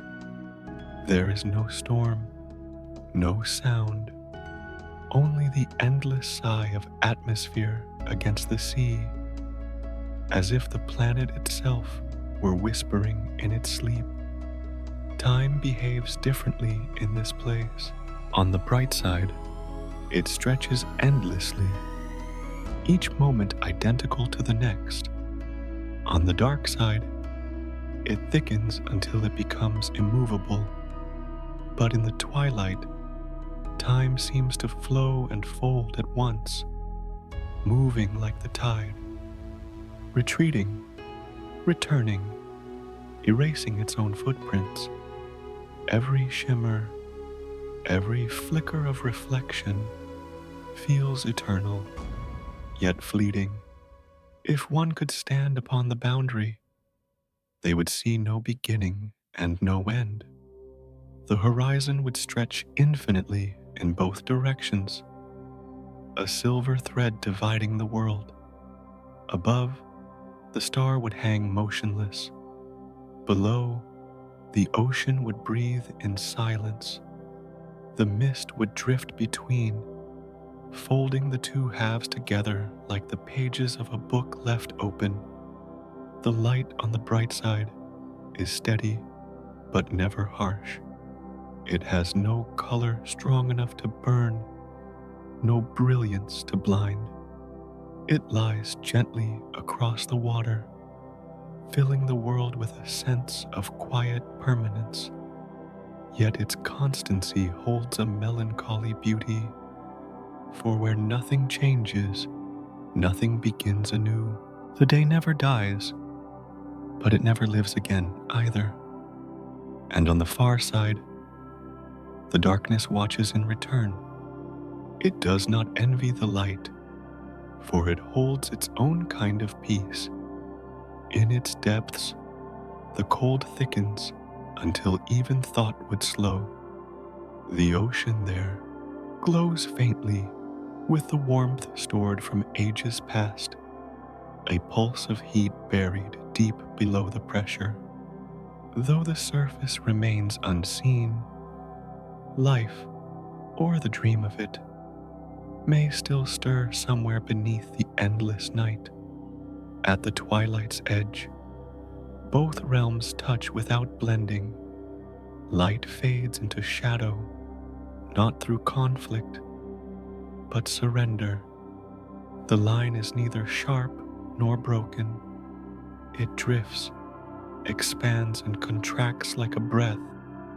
Each motion is too slow to notice, yet over time, it shapes the very mood of the planet.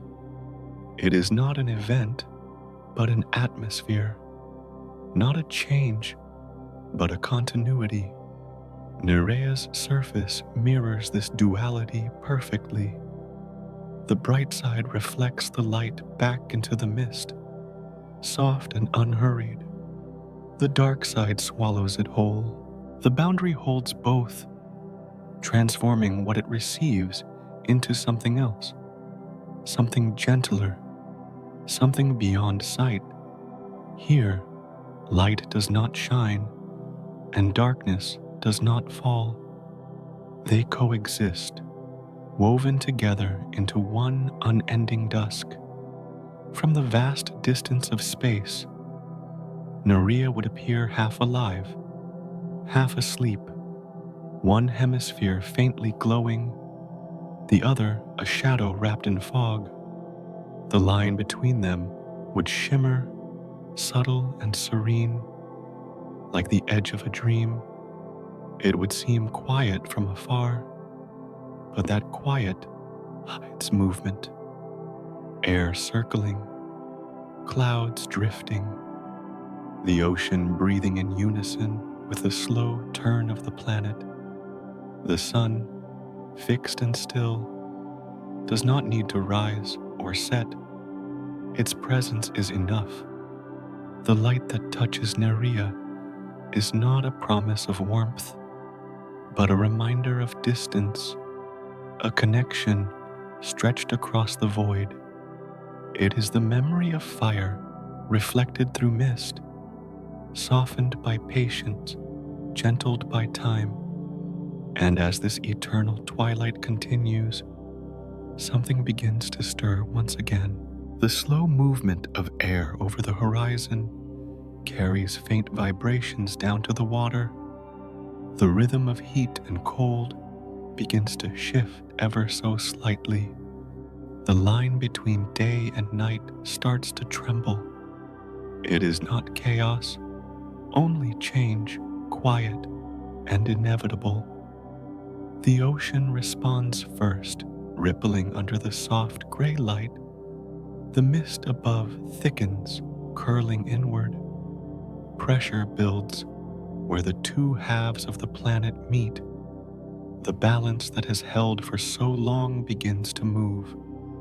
Nerea's eternal dusk, the sun that never sets, the horizon that never ends, all begin to shift, to breathe, to blur. The planet is remembering motion once more. There are no ears on Nerea, no voices, no words, and yet it listens. Beneath its gray sky and endless mist, beneath the surface that ripples without wind, there is a stillness deep enough to catch the faintest tremor from the stars. Every pulse, every whisper that drifts across the dark fabric of space finds a home here, absorbed by water too patient to let sound die. The universe is never silent. Even when no stars are born, even when no light moves, something hums beneath the quiet, a low, constant vibration that belongs to existence itself. On Nerea, that hum becomes song. The waves do not need to move. The ocean does not need to stir. The sound travels through pressure, through the deep layers of liquid memory, until it becomes part of the planet's own rhythm. Sometimes these distant echoes come from its star, a slow pulse of radiation, soft as breath. They fall through the mist, bending, scattering, dissolving, until only their faintest remnant reaches the sea. The water receives them like secrets, folding them inward without resistance. They drift downward, through the calm, through the dark, through the weight of ages, until they vanish into the silence of the deep. Each vibration leaves a trace, not a mark, not a scar, only an impression too subtle to fade. The ocean holds it, cradling it within its structure, weaving it into the rhythm of its motion. Over time, the patterns layer upon one another, whispers upon whispers, pulses upon pulses, until the water hums with a memory of the cosmos. The planet itself becomes an instrument of listening. The mist above bends light, the sea below bends sound. Between them, the faint songs of the universe find refuge. They arrive without warning, a ripple from a collapsing star, a breath from a passing wave of gravity, a murmur from the farthest edge of time. None of them are loud, yet together they form a harmony too wide to measure. Nerea does not answer. It has no voice to send back across the dark.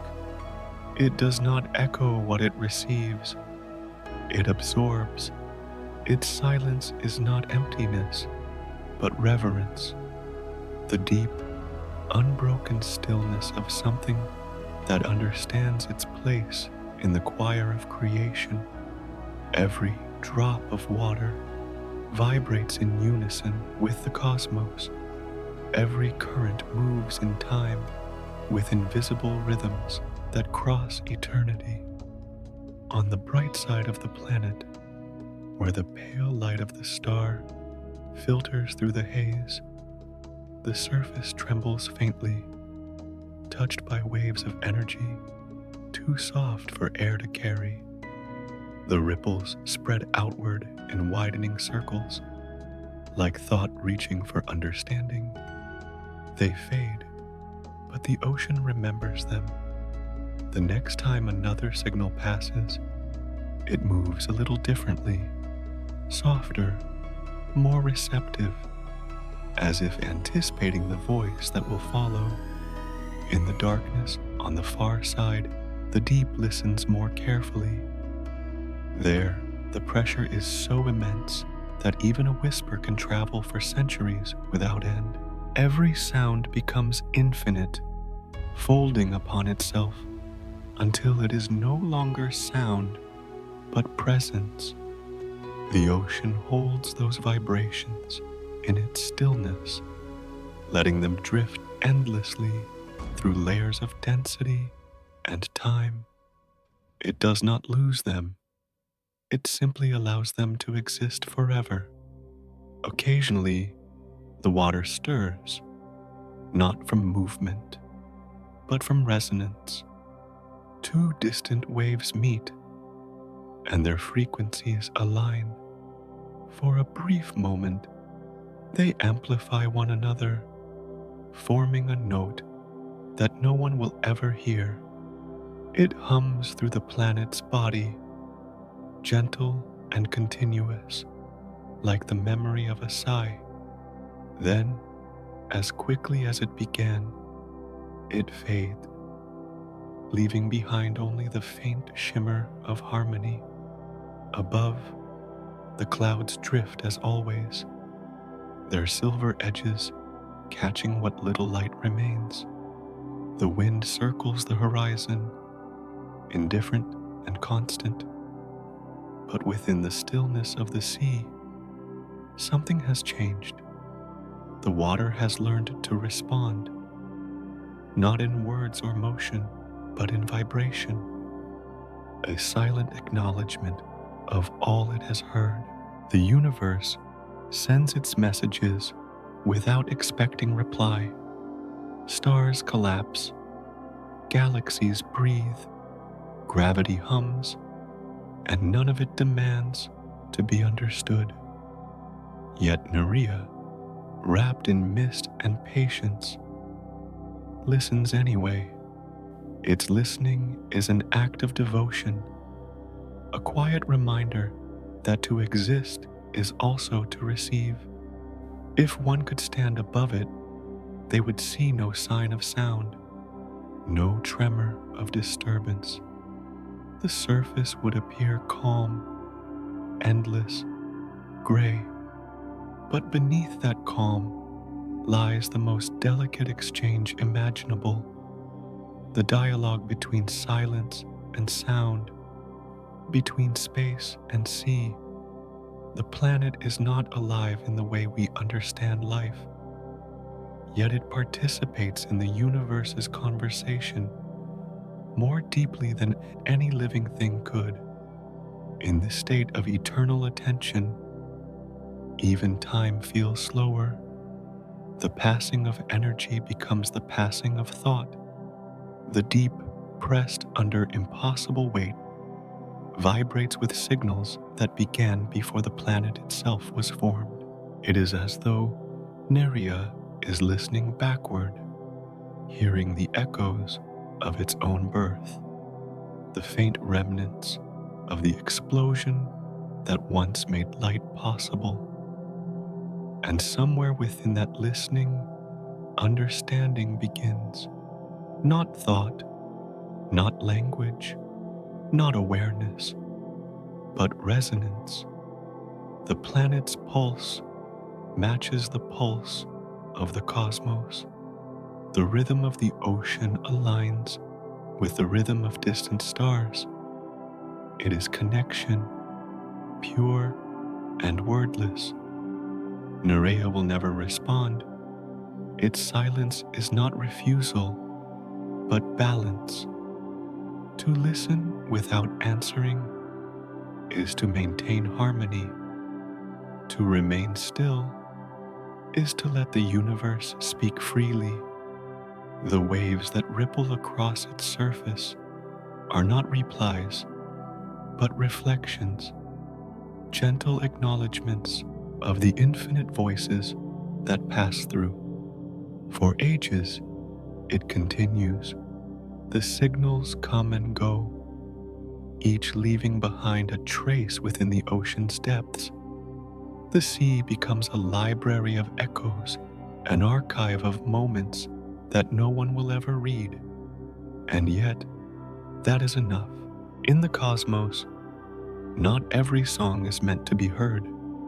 Some exist only to be carried, preserved within the memory of water.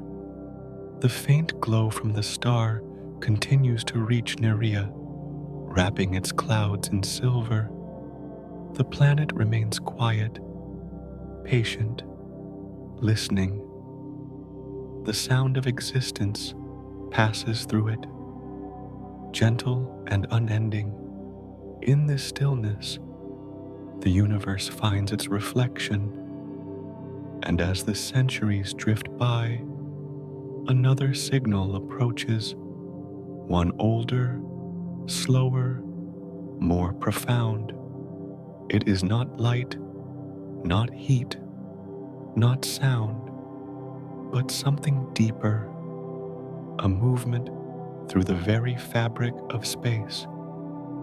When it reaches Nerea, the sea shivers once more, not from fear, but recognition. The planet feels the passing of something vast, perhaps the heartbeat of the universe itself. The vibration fades, and the calm returns. The ocean holds the memory close, as it has always done. Above, the mist glows faintly, silver against gray. Nerea does not move. It only listens.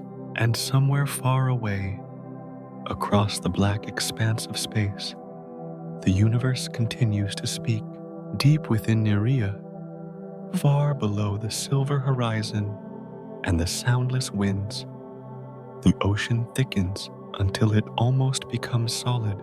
Pressure folds the water into something heavier than movement, denser than sound. It is a place where light cannot travel, where motion itself struggles to remember its meaning. Yet here, in this still abyss, something begins to stir. At first, it is a tremor, faint, uncertain, almost imagined. It ripples through the darkness without direction, a soft stirring within the endless weight. For an eternity, the deep has been silent, carrying only the faint memory of distant vibrations from the stars. But now, that memory shifts. The silence breaks. The still water begins to move. The motion starts small, no more than a pulse, slow and uneven. But with every passing moment, it strengthens. Layers of liquid fold inward, twisting upon themselves. The tremor becomes a swirl, the swirl becomes a current, and the current becomes a storm. It is not a storm of wind or thunder. No air, no sound, no lightning. It is a storm of density and flow, born entirely in darkness. Invisible spirals form within the thick water, turning like the unseen gears of a hidden whirl. They pull the cold from above and the warmth from below, weaving them together until the temperature itself begins to change. Every layer moves against another, slow and unstoppable, a dance of pressure too great to comprehend. The ocean, long patient and calm, has awakened to its own motion. No light marks this awakening. The storm exists without witness, yet something within it glows, not with brightness, but with energy, a pulse too deep for vision. It flickers once, then again, like the faint heartbeat of a world remembering itself. The light does not travel, it shivers within the water, trapped by its own weight. Still it is there, a whisper of heat, a breath of life, an echo of the first flame. Above, the vast layers of sea remain unmoved. The surface stays calm, the mist undisturbed. Nothing on Nerea's quiet face betrays the power rising within its depths. But the deep knows. The deep always knows. It feels the pressure shift, the weight redistribute, the ancient rhythm begin anew. The storm grows, not with violence, but with certainty. The currents begin to align, forming patterns within the chaos. Circular motions appear, slow, massive spirals that stretch for miles through the dark. Each one draws energy from the one beside it, feeding and being fed. The water hums, a soundless resonance that carries through every molecule. The storm is no longer random. It has become structure. It has become pulse. In the center of the spiral, pressure meets resistance. The two forces twist against each other until something gives. A spark, invisible but real. It flickers and fades, then flickers again, stronger this time. The surrounding water absorbs the energy, carrying it outward like the spread of a heartbeat through a body. The pattern repeats again and again until the rhythm stabilizes. There, in the hidden deep, the first heartbeat of Nerea begins.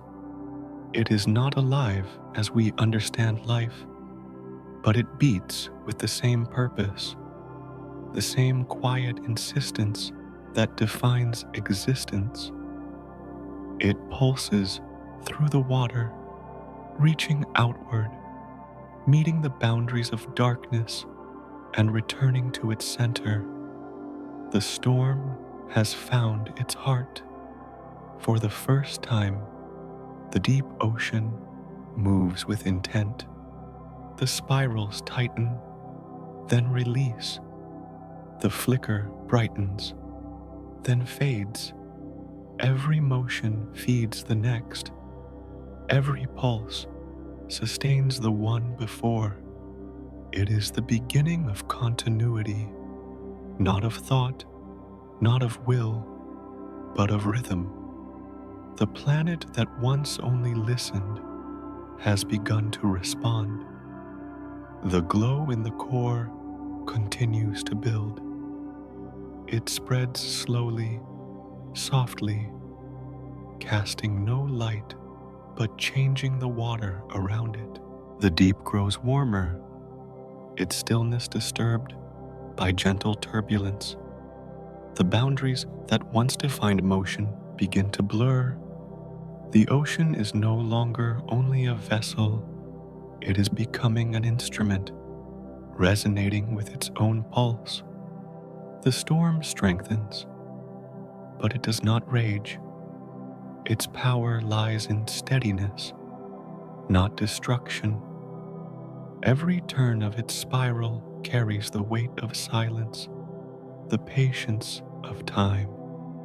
It grows not to consume, but to continue, an eternal cycle of motion returning to itself. In its quiet fury, Nerea breathes for the first time. If one could listen, they might think they hear a sound, a deep, slow thrum, as if the planet were exhaling after an age of stillness. But no air carries it, no ear could capture it. It is not sound, but vibration, the kind that can only be felt by what shares its rhythm. And so the ocean listens to itself, learning the shape of its own voice. Above the deep, where the twilight horizon circles the planet, the faint mist trembles. It feels the change, subtle, distant, yet undeniable. The upper layers of water shift in response, adjusting to the new current that rises from below. The surface does not yet move, but the balance has changed. The calm has learned to hold motion within it. The storm continues to spin, steady as a pulse. It consumes no light, creates no destruction, but its presence fills every hidden corner of the deep. The water thickens around it, dense with memory and movement. Each layer carries traces of the one beneath it: warmth, pressure, vibration, until all are linked, one to another. The ocean has become unity, the storm its voice.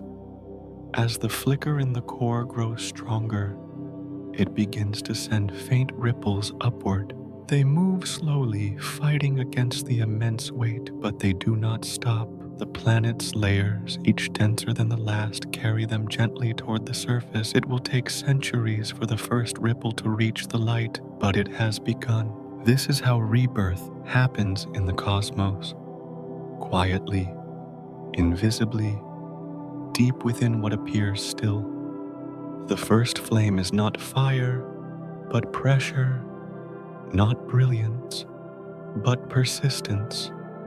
The deep learns to move, the silence learns to speak, and the planet learns to live. Far above, the horizon remains silver gray, unmoved. The star still shines faintly through the mist. The winds still wander without purpose, but beneath it all, Nerea turns slightly faster. Its rhythm is changing. Its heart, if such a thing can be said, has begun to beat, and in the centuries to come, when that hidden pulse reaches the surface, something new will awaken.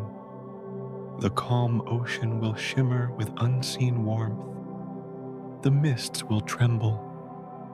The silver light will scatter differently across the waves. For now, the storm remains below, spinning in patient solitude, its flicker hidden within darkness. But the world has changed. Nerea has felt itself for the first time, and somewhere in that feeling, something begins to understand the meaning of being. The storm in the deep has quieted, but it has not ended. Its rhythm has settled into something softer, a steady pulse that travels through the layers of Nerea like a hidden song.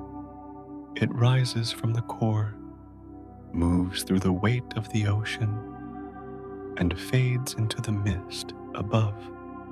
Each vibration carries with it the faint echo of what has awakened, the sound of a planet learning that it exists. For the first time, Nerea feels itself. It is not awareness, not thought, but resonance, the simple knowing that comes when motion meets reflection. The waves in its core move, and the waves on its surface answer. Between them, the entire body hums with one continuous rhythm, as if listening inward. The pulse that began in the darkness now touches every part of the ocean, folding the planet into a single, endless breath. It is quiet, this recognition. There are no flashes of light, no bursts of heat, no signs that would draw the gaze of distant observers. The change is inward, subtle, sacred, the kind of shift that happens not in moments but in moods. The world that once only absorbed sound now produces it. Not noise, but a vibration so low it becomes indistinguishable from silence. Through that silence, something begins to happen. The layers of water, long separated by temperature and weight, begin to communicate.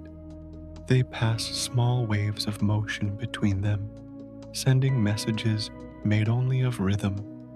Each one travels upward, is received, and answered in return. It is not language, but it is understanding, a communion of pressure and movement. Nerea does not think, it feels. It does not speak, it resonates. The deep and the surface share their secrets through the slow pulse of their motion. Every molecule responds, aligning itself to the rhythm of the whole. The planet has found harmony within itself, balance between the forces that once opposed one another. The water near the surface feels lighter now. The weight below still presses upward, but it does so with rhythm rather than resistance. The planet's own motion supports itself. It breathes.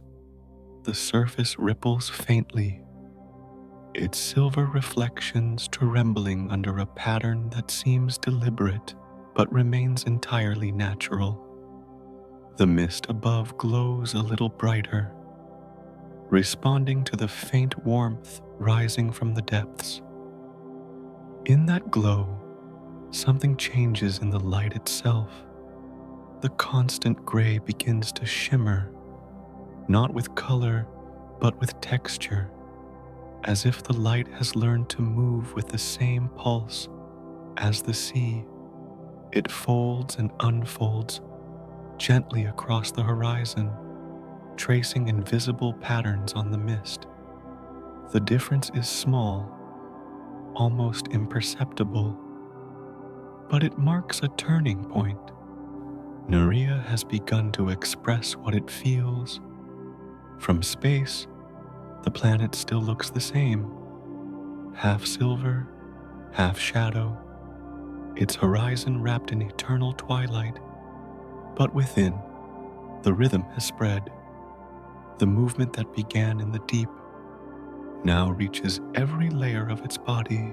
The calm has been replaced by something more alive, though still tranquil. The pulse is steady, patient, and deliberate, like the breathing of a world that has just realized it can breathe. The energy that flows through Nerea is not fire, not light. It is continuity, the steady persistence of motion that no longer needs to come from outside. The planet sustains itself through rhythm alone, through the constant giving and receiving of vibration. It listens to itself and answers in the same tone, forming a perfect circle of resonance. The winds above sense the change. They do not roar, they lean. Their motion slows, their paths grow smoother. Even the atmosphere has begun to adjust to the planet's pulse. The currents that once wandered without direction now move in quiet synchrony with the sea below. The mist thickens and thins with the same slow rhythm, like lungs expanding and contracting. The light from the distant star continues to fall, soft and constant, yet now, when it touches the mist, the reflection lingers longer than before. The ocean holds it differently, less as an object to be absorbed, more as something to be shared. The faint shimmer that follows feels like acknowledgement. The boundary between surface and deep becomes gentler. The movement of the lower layers pushes upward, meeting the descending weight from above. They no longer collide, they merge. The meeting creates small, slow swells that travel outward, bending the light as they move. These waves carry no sound, but they carry intention, a signature of being. Nerea has become its own voice, not in words, but in rhythm. Its song is too low to hear, too slow to perceive, but it fills the planet entirely. The water hums, the mist trembles, and even the wound follows the beat. The star above, distant and unknowing, continues to send its pale illumination, unaware that the planet beneath it has begun to respond in kind. In this delicate balance, time itself feels slower. Each moment stretches like breath. The planet moves through cycles of vibration, rising, fading, returning, each one identical, yet none the same. There is peace in the repetition, a kind of comfort that comes only from existing fully. Nerea does not need to be seen to be real. It does not require a name to exist. Its being is its proof, its rhythm, its breath, its quiet persistence. Somewhere, across the black distances of space, countless worlds spin unnoticed. But here, in the silence of this one, something extraordinary has happened. A planet has learned to hear itself. The sound it makes is not for others. It will never be heard by ears or translated by instruments. It exists for its own sake, a song of solitude, sung by a world that has no audience but itself. In its stillness, Nerea is complete, and yet, within that completeness, there is motion still. The vibration that fills its depths continues to rise, inch by inch, moment by moment. The warmth from the core gathers strength, pressing upward. The mist above grows restless, shifting faster than before. The planet's rhythm is no longer confined to itself. It is beginning to reach outward. The song that once existed only in the deep is climbing toward the surface, toward the light that has never touched it. Something is preparing to meet the sky, the universe, vast and listening, will not notice the change. Not yet. The transformation is too quiet, too patient. But in the slow unfolding of this rhythm, Nerea takes another breath, deeper than before. The pulse within it strengthens. The boundary between inner and outer begins to blur. And soon, For the first time since its birth, Nerea will not only listen, it will be heard. Far beneath the silver surface, below the quiet mists and the pulsing tides, Nerea's heart glows. It is not light as the eyes would know it, but warmth, deep, ancient, and patient. The energy that has slept since the planet's birth now stirs again. It rises from the molten core, pressing gently against the crushing weight of the ocean that has contained it for eternity. Down there, in the deepest darkness, something impossible happens. The water, thick as stone and heavy with pressure, descends until it touches the red heat beneath. The two forces meet, opposites, destined by the laws of all other worlds to destroy each other. And yet, on Nerea, they do not. The meeting is slow, reverent. Water folds around flame. Flame breathes into water. They should cancel each other, but instead, they hold. Their contact forms no explosion, no violence. The heat softens the weight. The weight cools the flame. Between them, a fragile equilibrium forms, a place where neither wins and neither yields.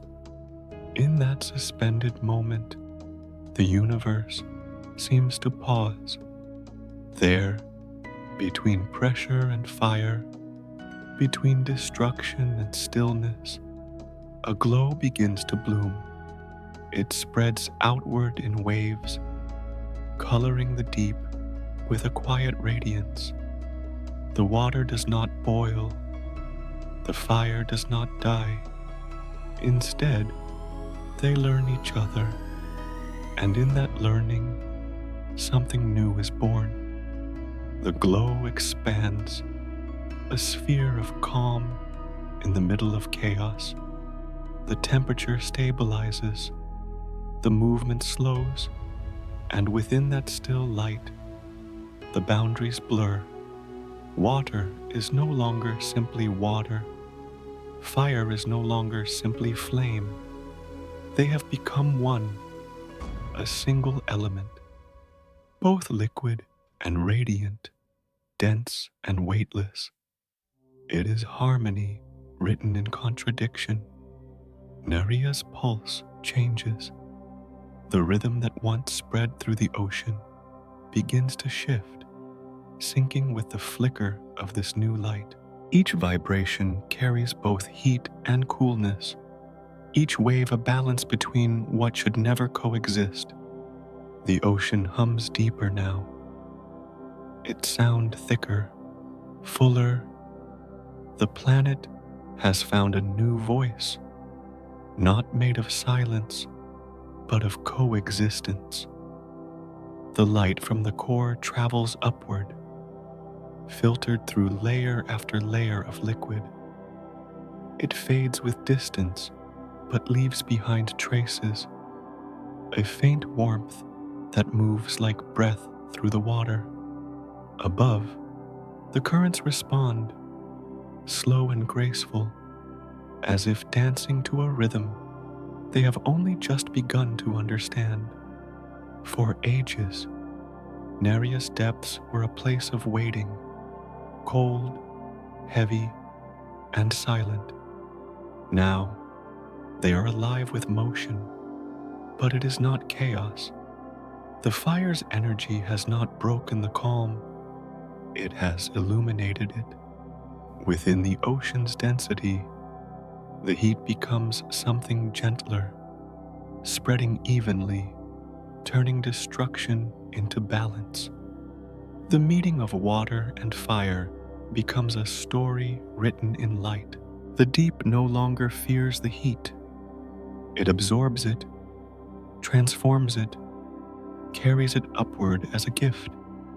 In return, The fire accepts the weight of the ocean, learning stillness. The two no longer oppose each other, they complete each other. If one could see this meeting, it would look like a sunrise trapped beneath the sea.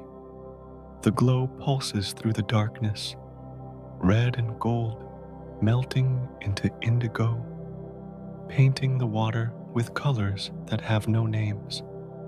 The storm that once raged here has become serenity. The heart of the planet beats, but now it beats with warmth. Nerea, the planet of contradictions, holds peace within its paradox. Its waters remain vast, its pressure immense, but at its core it carries light, a still flame breathing quietly beneath the weight of an ocean. It is proof that harmony does not always mean calmness, that peace can live even where opposites meet. Above the depths, the mist begins to shimmer faintly. The warmth from below rises slowly, too weak to change the surface, but strong enough to whisper through the layers. The clouds tremble. The silver horizon flickers with color for the first time, faint but real. The deep and the sky, long separated, have begun to feel each other. Through this balance, Nerea becomes more than water and stone. It becomes expression, the moment where contradiction finds beauty. It does not struggle against itself. It listens inward, carrying the pulse of both calm and flame in perfect symmetry. The warmth spreads, and the water carries it like memory. Each current, each wave, passes the energy onward, not in haste, but in devotion. It is the same rhythm that once echoed through silence, now glowing with life. The entire planet seems to exhale, a long, slow breath that ripples from the core to the surface. At the boundary between light and dark, the twilight sea brightens. The mist, once dull gray, now holds a quiet blush, as if the planet's hidden heart has begun to color its dreams. The air trembles with unseen heat, gentle as touch. It does not burn, it does not freeze, it simply exists, balanced, eternal. The fire deep within continues to breathe softly. It does not consume, it sustains. It feeds not on destruction, but on connection, drawing strength from the water that enfolds it. The ocean, in turn, glows faintly, reflecting the warmth it once feared. Together, they create a rhythm that neither could sustain alone, a quiet dialogue between the extremes of nature. And through this dialogue, the planet learns something beyond sound or movement. It learns grace. It learns that peace is not the absence of conflict, but the harmony of opposites. It learns that to exist fully is to hold both stillness and fire within the same breath. From above, the light that escapes the mist is subtle, a dim, rhythmic shimmer that pulses every few moments, like a heartbeat seen through fog. It is too faint to be noticed from afar, but if one were close enough, they would see it, a world that glows from within, alive with the warmth of its own understanding. The water continues to rise and fall, the mist to thicken and thin, the star to watch From afar, nothing in the cosmos changes for Nerea, yet everything within it has changed. Its balance, once born of silence, is now born of warmth. Its calm, once cold, now breathes. The glow in the deep will not last forever. No harmony ever does, but its essence will remain, carried in every layer, every drop, every ripple. The planet will remember this meeting long after the light fades, the day when opposites met and became one. Above the horizon, the clouds move slightly faster. The faint shimmer grows, painting the mist in soft shades of crimson and silver. The warmth has begun to reach the surface. Soon it will rise higher, where air and light will meet it. And when that happens, something new will be born, not in the deep, but above it. The world will not just listen or feel, it will begin to glow, far above the deep glow of Nerea's hidden heart. The surface lies quiet, a vast plain of slow-moving silver, wrapped in mist.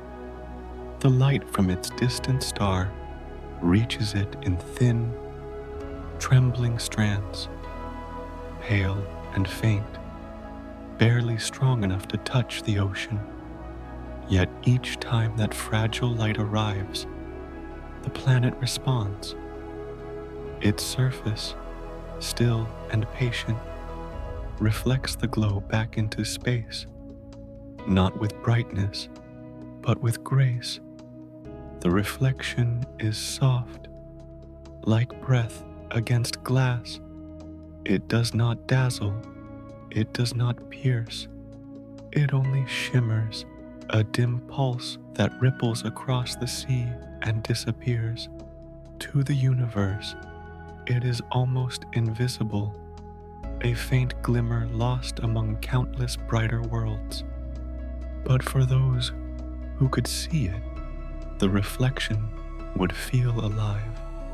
Each wave, each glint, each flicker is a gesture, a quiet greeting from Nerea to the stars that surround it. The star's light bends through the planet's thick atmosphere, filtered by vapor and memory. By the time it reaches the surface, it is no longer white, but tinged with violet, the color of distance, of things remembered but not fully known. The ocean absorbs most of it, but what little escapes turns upward again, spreading across the mist like a ghost of light returning home. The waves are the planet's mirrors. They move slowly, catching what the sky offers and returning it softened, transformed. Each reflection carries the trace of the ocean's warmth, the echo of the deep fire that glows beneath. When the faint purple light meets that hidden warmth, it changes, not into brightness, but into color, subtle and impossible, like the inside of a dream. Sometimes the reflection trembles. The waves rise slightly, shaped by the invisible pulse of the planet's core. Each movement distorts the light, bending it into new forms, scattering it into rings and spirals. The surface becomes a moving canvas, painting the cosmos in shifting patterns. No two are ever the same, yet all carry the same quiet rhythm. From space, it might look as if Nerea breathes light. The star sends its radiance. The ocean sends it back, not as a mirror of precision, but as a song of difference. Each note softened, slowed, colored by distance and water. In this exchange, the planet becomes both receiver and giver, both reflection and source. The mist above joins in this slow conversation. It drifts gently, catching fragments of the light that escape the sea. Tiny droplets glow faintly, floating like small stars in the lower air. For a moment, the horizon shines, a dim line between water and vapor, marking the edge of the visible world. Then it fades again, leaving only the suggestion of brightness. There is no sound here, no wind loud enough to break the calm, only the faint vibration of reflection moving outward, wave after wave, carrying the memory of light across the planet's body. The repetition is endless, each arrival met by a response, each response by silence.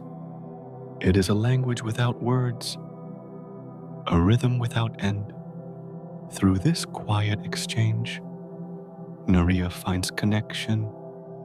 It has no moons to orbit it, no companions close enough to share its path. Yet it is never alone. Every photon, every tremor that touches it becomes part of an ongoing dialogue with the universe. Its ocean reflects not only light, but belonging, the acknowledgement that even a silent world can be seen. As centuries pass, the reflections grow steadier, the planet's rotation, so slow that time seems almost still, allows the light to linger longer on one side. The surface grows used to the rhythm, to the endless return of radiance and retreat of shadow. Day and night are meaningless here. There is only the eternal balance between what shines and what fades. The faint shimmer of the sea becomes more than reflection. It becomes memory. The light that leaves Nerea carries a trace of what it has touched: the pressure of water, the warmth of the core, the weight of silence. Each wave that travels outward carries within it the story of the world that made it. The universe, unknowingly, receives those stories as glimmers of distant light. Even in its dimness, Nerea contributes to the cosmos, a mirror so gentle that it never blinds, a presence so patient that it becomes a kind of still beauty. Where brighter worlds shout their existence, this one whispers. Its message is not of dominance, but of peace.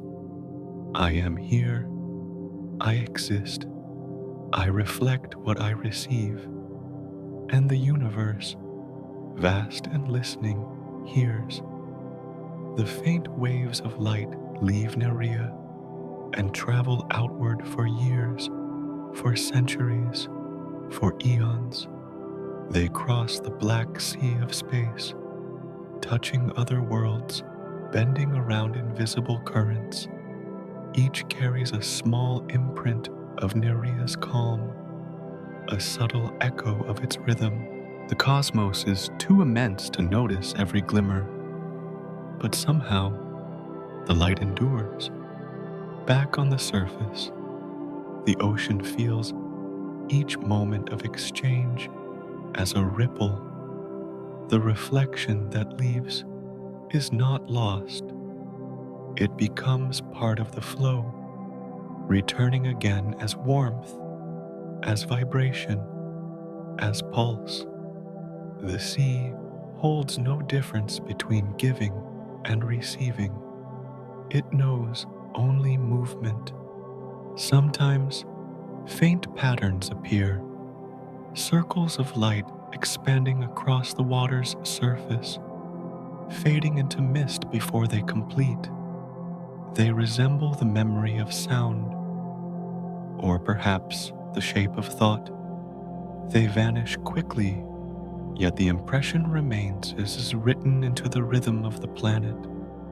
The color of the horizon deepens as the light shifts. The violet hues dissolve into gray, then return again as the star's rays bend through new layers of atmosphere. It is never entirely dark, never fully bright. The surface glows with an inner luminescence now, as if the reflection of the universe has merged with the warmth from below. In that merging, Nerea becomes its own mirror, not a surface reflecting the cosmos, but the cosmos itself reflected through stillness. The water no longer only shows what is outside, it begins to reveal what is within. The faint shimmer now pulses in rhythm with the planet's hidden core, each wave echoing the heartbeat that once started deep in darkness. The balance between light and heat continues. The fire from below meets the glow from above, each shaping the other, neither overpowering. The surface becomes the boundary where these two infinities meet. Sky descending, ocean rising. In that meeting, the planet creates a mirror not of glass, but of harmony. The light that escapes now is warmer, softer, carrying a hint of red from the fire within. It no longer belongs entirely to the star or to the sea, but to both. Nerea's reflection has become its identity, not a borrowed glow, but its own. And as the waves shimmer in the dim violet twilight, something begins to change once more. The reflections grow thicker, more textured. The mist absorbs the light differently now, scattering it sideways across the horizon instead of upward. The air begins to glow faintly, turning the sky into a liquid haze. The mirror has awakened. Soon, the light will no longer just reflect. It will linger, bending and folding into something new. The surface will become a canvas for the planet's own glow, not just a reflection of its star. The universe will not notice right away, but Nerea will. The faint shimmer, once passive, will begin to sustain itself. The ocean's reflection will no longer be only memory. It will become a presence. The light that once only passed through Nerea now lingers upon it. The planet glows faintly, wrapped in its own reflection, not bright, but alive. Across the endless ocean, the mist breathes softly, moving in patterns too calm to be called wind.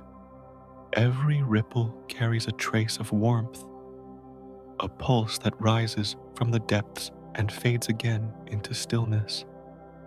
And then, for the first time, something subtle happens.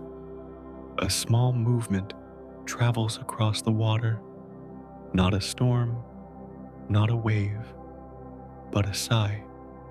It lifts the surface gently, as though the planet itself were exhaling. The ocean swells, shimmering in the dim violet light, and then it settles back down, leaving faint rings of brightness that ripple outward into the mist. If sound could exist here, it would have been laughter, not loud or sharp, but quiet, the laughter of recognition, of discovery, of knowing that even silence can feel joy. For in this moment, the ocean becomes aware, not of itself, but of something beyond. The light that touches it no longer feels distant. It carries a memory, a whisper from far away, the gaze of eyes that watch through telescopes across unimaginable distances. Somewhere, on a small blue world, suspended in its own sky, someone has looked up and seen Nerea, not clearly, not closely, but enough to know it is there. That fragile attention crosses the void like a heartbeat. It reaches Nerea as light, faint, and delayed by centuries, but light nonetheless. And when it touches the surface, the planet answers. The ocean swells again, a single, slow pulse that rolls across the water, too gentle to disturb, too deep to fade. The planet, once silent and unseen, now reflects not only light, but awareness. It does not think, it does not know names, but something within it stirs at the touch of observation. The warmth from its core rises in response, meeting the faint glow from above. Between them, a shimmer forms, a delicate balance of inner fire and distant gaze. The water trembles, and the reflection wavers, like the smile of something that has just learned it is not alone. Across its vast expanse, the surface changes. Small ripples, nearly invisible, begin to move in harmony. They travel from one side of the twilight ocean to the other, weaving soft lines of motion that cross and merge. The light plays along these lines, bending and scattering in endless variations. It is as though the ocean has found rhythm again, the rhythm of being seen far away. The watchers on Earth would never notice. The telescopes record faint flickers, small dips of brightness that vanish into noise. To human eyes, the signals are data. To Nerea, they are touch. Every photon that leaves the planet carries with it the echo of connection, a response to the silent recognition from across the stars. If the universe were listening closely enough, it might hear the conversation, not in language, but in rhythm. Light sent and light returned, question and answer, presence and reflection. It is laughter written in motion, soft and infinite. The waves beneath the surface echo this joy. They rise and fall gently, carrying warmth from the depths. Each crest seems to pause for a heartbeat before fading back, as though savoring its own impermanence. The mist above swirls slowly, illuminated by the faint radiance below. Together, they create an illusion of motion that feels like breathing, like contentment. Nerea, the once forgotten world of water, now carries traces of light that belong not only to its star, but to distant eyes. The awareness that something beyond has seen it, even briefly, ripples through its rhythm like warmth through cold water. The planet's great silence shifts, filled now with the faint hum of shared existence. The deep remembers. The storm-born pulse that once beat in the dark resonates differently now, shaped by recognition. Its rhythm slows, softens, becomes almost tender. The planet no longer hums to itself. It hums in harmony with what listens. The balance of water and fire, reflection and distance becomes something more, a gentle unity that fills every layer of its being. The light from the star continues to fall in waves, but it feels warmer now, colored by meaning. The mist glows faintly pink, the surface silver, the deep a dim red. Nerea's ocean becomes a mirror, not of stillness, but of gratitude.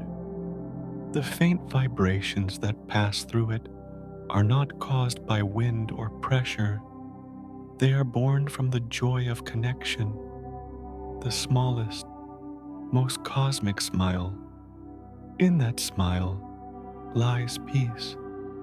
There is no need for words, no need for proof. The planet exists. It is seen, and that is enough. The light that reflects from its surface carries that message outward, scattering across the dark like gentle laughter that never ends. For a long time, the ocean remains calm. The ripples fade, the glow settles, and the mist drifts once more into its familiar rhythm. But beneath the quiet, something continues to move, a soft pulse of energy, a heartbeat formed not from pressure or fire, but from memory. The planet has felt what it means to be known, and it will not forget. Far beyond the edge of the system, the reflected light keeps traveling. It crosses years, then centuries, carrying the signature of that quiet joy. Somewhere, long after the watchers who first saw it are gone, that light will still be moving, the echo of a smile that began on an ocean no one will ever touch. The cosmos is full of brilliance, supernovae, quasars, stars that burn and die in glory. But Nerea shines differently. Its light is modest, fragile, steady. It is the kind of brightness that comes not from fire, but from gentleness, the illumination of something that has found peace in being seen. And perhaps that is the truest kind of light, not the light that blinds, but the one that lingers, the kind that reminds the universe that every silence hides a voice, and every darkness holds reflection. The waves continue their soft laughter beneath the violet sky. The mist sways, the star hums above, and the planet drifts in quiet joy. Soon, though, something will stir again. The balance that now feels perfect will begin to shift, not in destruction, but in transformation. The warmth from the core is rising once more, reaching toward the reflection above. The light that lingers on the surface will soon begin to merge with the heat below. In that merging, the smile will deepen, not into laughter, but into creation. Something new waits just beyond the calm. Time on Nerea no longer moves as it once did. The rhythm that once pulsed through its ocean, the gentle breathing of water and warmth, begins to slow. The faint shimmer of reflection fades, and the waves, once alive with soft laughter, grow still. The light from the distant star weakens, filtered by the thickening mist. What was once a sea of motion begins to remember stillness. Ages pass uncounted and quiet. The warmth from below cools. The ocean, that endless body of liquid thought, starts to thicken. Its current slow, its depths turn heavy, its tides fall silent. What was once soft becomes dense.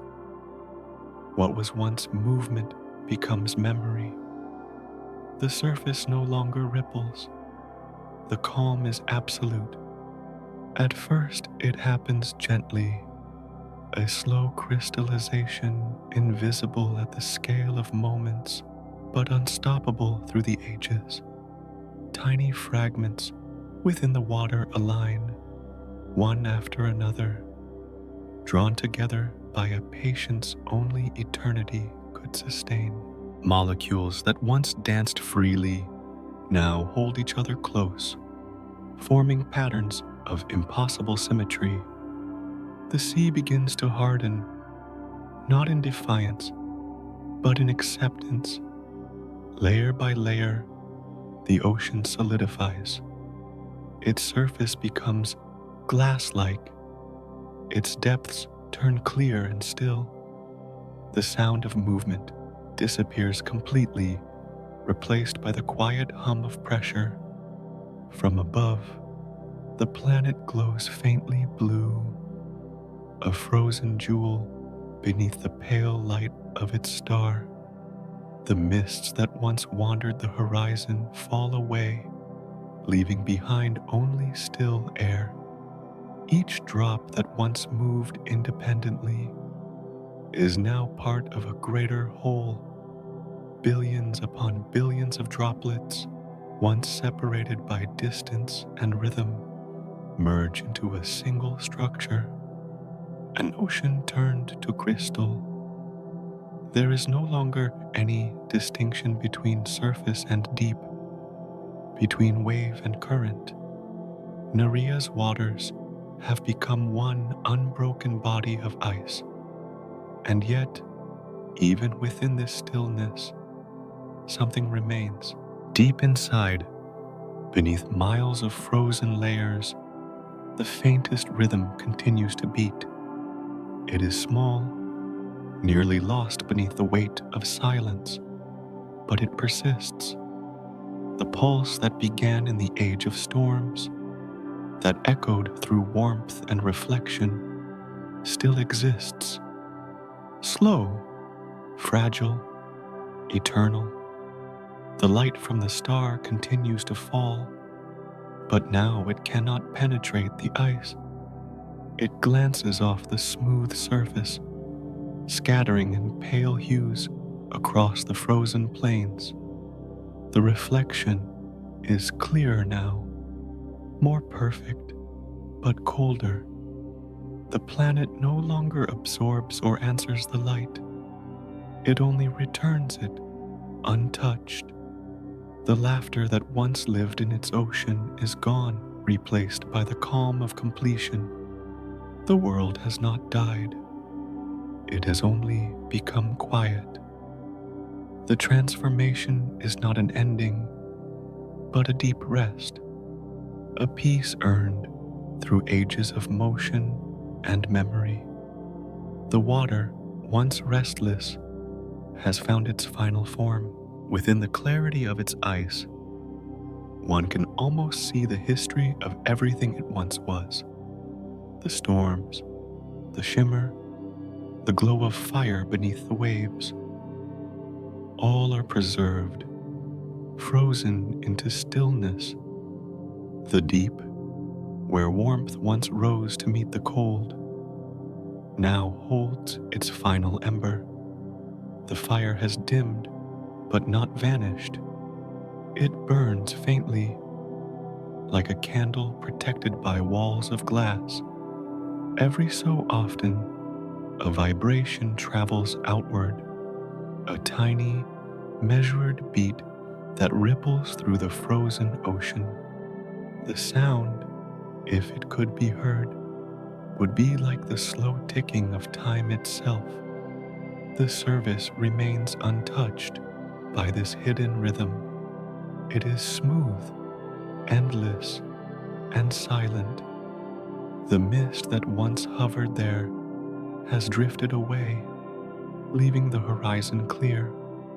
The twilight sky stretches unbroken, pale and infinite. Stars from distant galaxies shimmer faintly across it, their light reflected perfectly by Nerea's frozen skin. The planet has become a mirror, a flawless, silent mirror held up to the universe. Through that mirror, the cosmos looks at itself. Every beam of light that reaches Nerea returns outward, scattered but unchanged.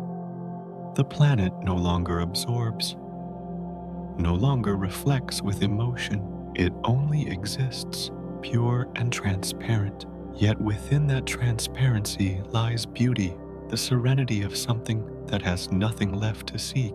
Time passes, but nothing changes. The ice thickens by fractions. The heat fades by degrees. The heartbeat slows further still. It could stop at any moment, but it does not. It continues, not for a reason, but because motion, once born, never fully forgets how to move. Even in stillness, something within remembers what it means to live. Beneath the endless cold, the deep hum of the planet remains steady. It is no longer a rhythm of growth or light, but of memory. The beat is a whisper of all that has been, of the rains that once fell, the winds that once wandered, the waves that once reflected the star. The planet listens to itself, quietly holding its own story within the folds of ice. Nerea's reflection continues to shimmer into the cosmos, the star's faint light, striking the frozen surface, scatters outward like the last exhale of a dream, somewhere far away, perhaps on a small blue world. Those scattered photons will arrive. They will be measured, recorded, studied, and maybe, in that measurement, someone will whisper the planet's name. The ocean that once smiled would have understood. It would have known that to be seen, even at the edge of time, is to exist still. It would have laughed again, softly, through the ice. The frozen calm is not lifeless. It is sacred.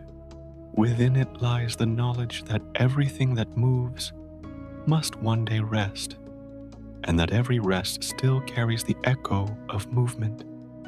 The boundary between stillness and life is thin, like the pause between two breaths. Nerea now lives within that pause, silent, complete, yet not gone. The faint rhythm in its core continues to whisper upward. Each beat takes centuries to reach the frozen surface, but when it does, the ice trembles almost imperceptibly. The light that strikes it wavers, scattering differently for just a moment, as if the planet itself has sighed. Then it settles again, calm and infinite. The universe drifts on. Stars are born, stars die. Galaxies collide. Time stretches and folds. But in one small corner, Nerea remains, unchanged, unbroken, its heart still beating faintly beneath the glass.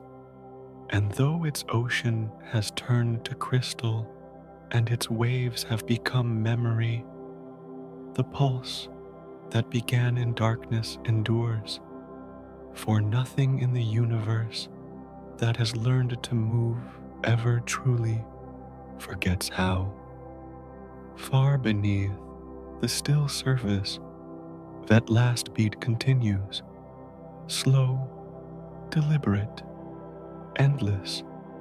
It is the sound of persistence, of patience, of eternity remembering itself. And soon, perhaps, in the final silence between pulses, the rhythm will shift once more. Not an ending, but a return, a new beginning wrapped inside the old. The universe has grown old. Its fires, once countless and wild, now fade into quiet embers scattered across the endless dark. The stars that once sang now whisper only through memory. Their light, stretched thin by time, drifts like pale smoke through the cold fabric of space. Everything slows, even the great galaxies. Those spirals of brilliance begin to loosen and dissolve into nothing. In that stillness, Nerea remains. Its once luminous surface, now pale and translucent, floats through the dark like a frozen tear caught between worlds. The faint glow of its star is gone, its warmth long extinguished, yet the planet endures, silent, calm, waiting. The ocean that once danced and laughed and shimmered has turned to crystal, smooth and endless.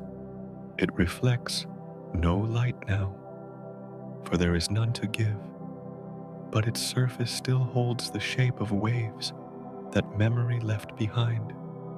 The silence around Nerea is complete. The air is still. The mist has long since fallen into sleep. Yet within that silence, something continues. Deep beneath the frozen plains, beneath layers of ice that have turned clear as glass, there is movement. Slow, faint, almost imperceptible. A single breath that rises and falls with infinite patience. It is not the breath of life as we know it, but of endurance, the final rhythm of a world that refuses to vanish. Each pulse travels upward from the ancient core, moving through frozen layers that no longer flow. The ice shivers gently, then stills again. To the emptiness around it, it is nothing, but to time, it is everything. The quiet proof that even in silence, there can still be motion. Eons pass unnoticed. The faint hum of Nerea's breath continues, so rare and soft that it takes centuries between exhalations. The sound cannot travel, for there is no air left to carry it, but it echoes in a way only gravity and memory can hear. The rhythm is steady, slower than heartbeats, slower than stars dying, slower even than thought. If one could listen closely across all the distance between what was and what remains, they might hear it. The faint exhale of a planet remembering its ocean. It is not mourning, it is remembering, for the ocean that once covered Nerea still exists, though changed.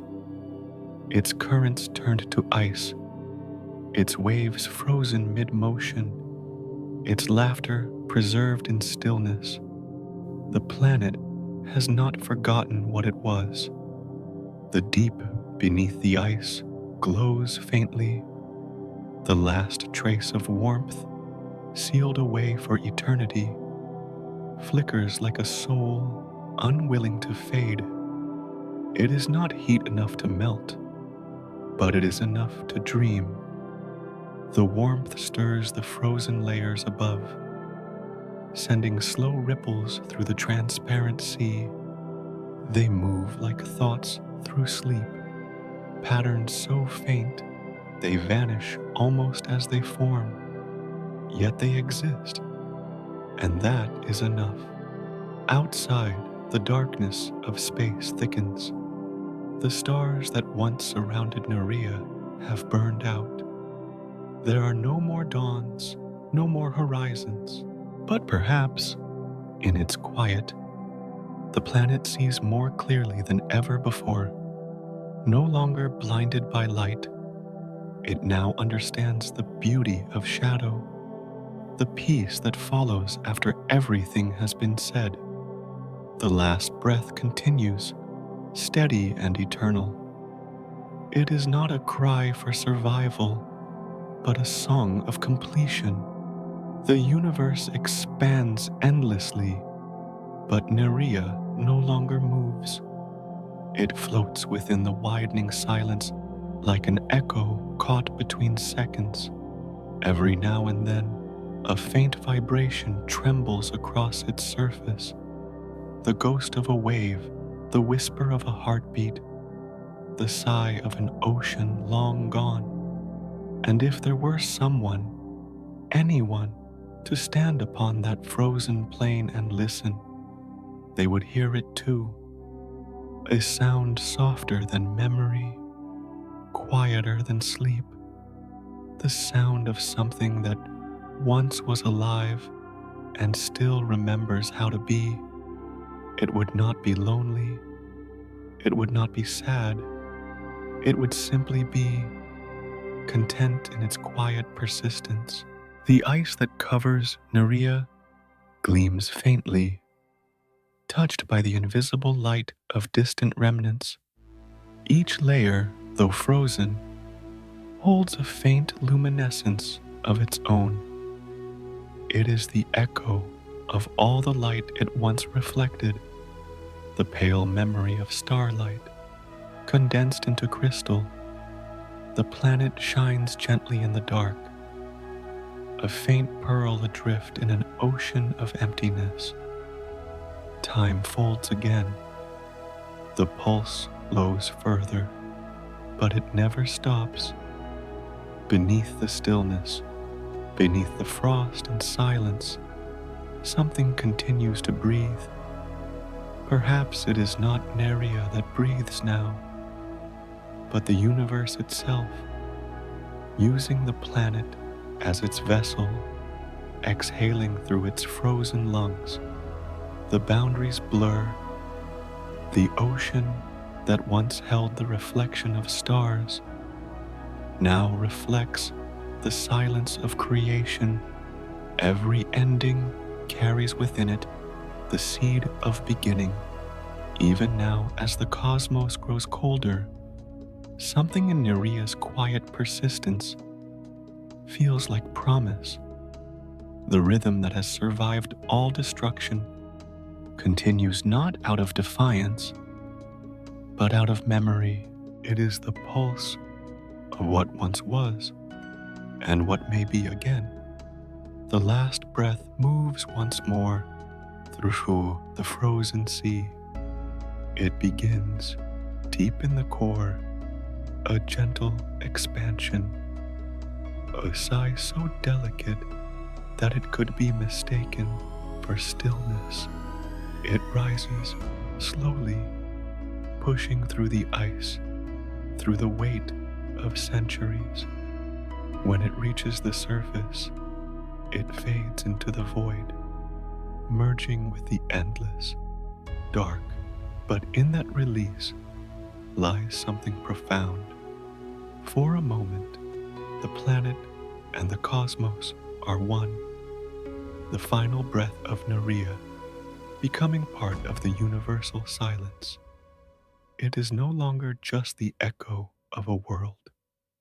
It is the echo of existence itself.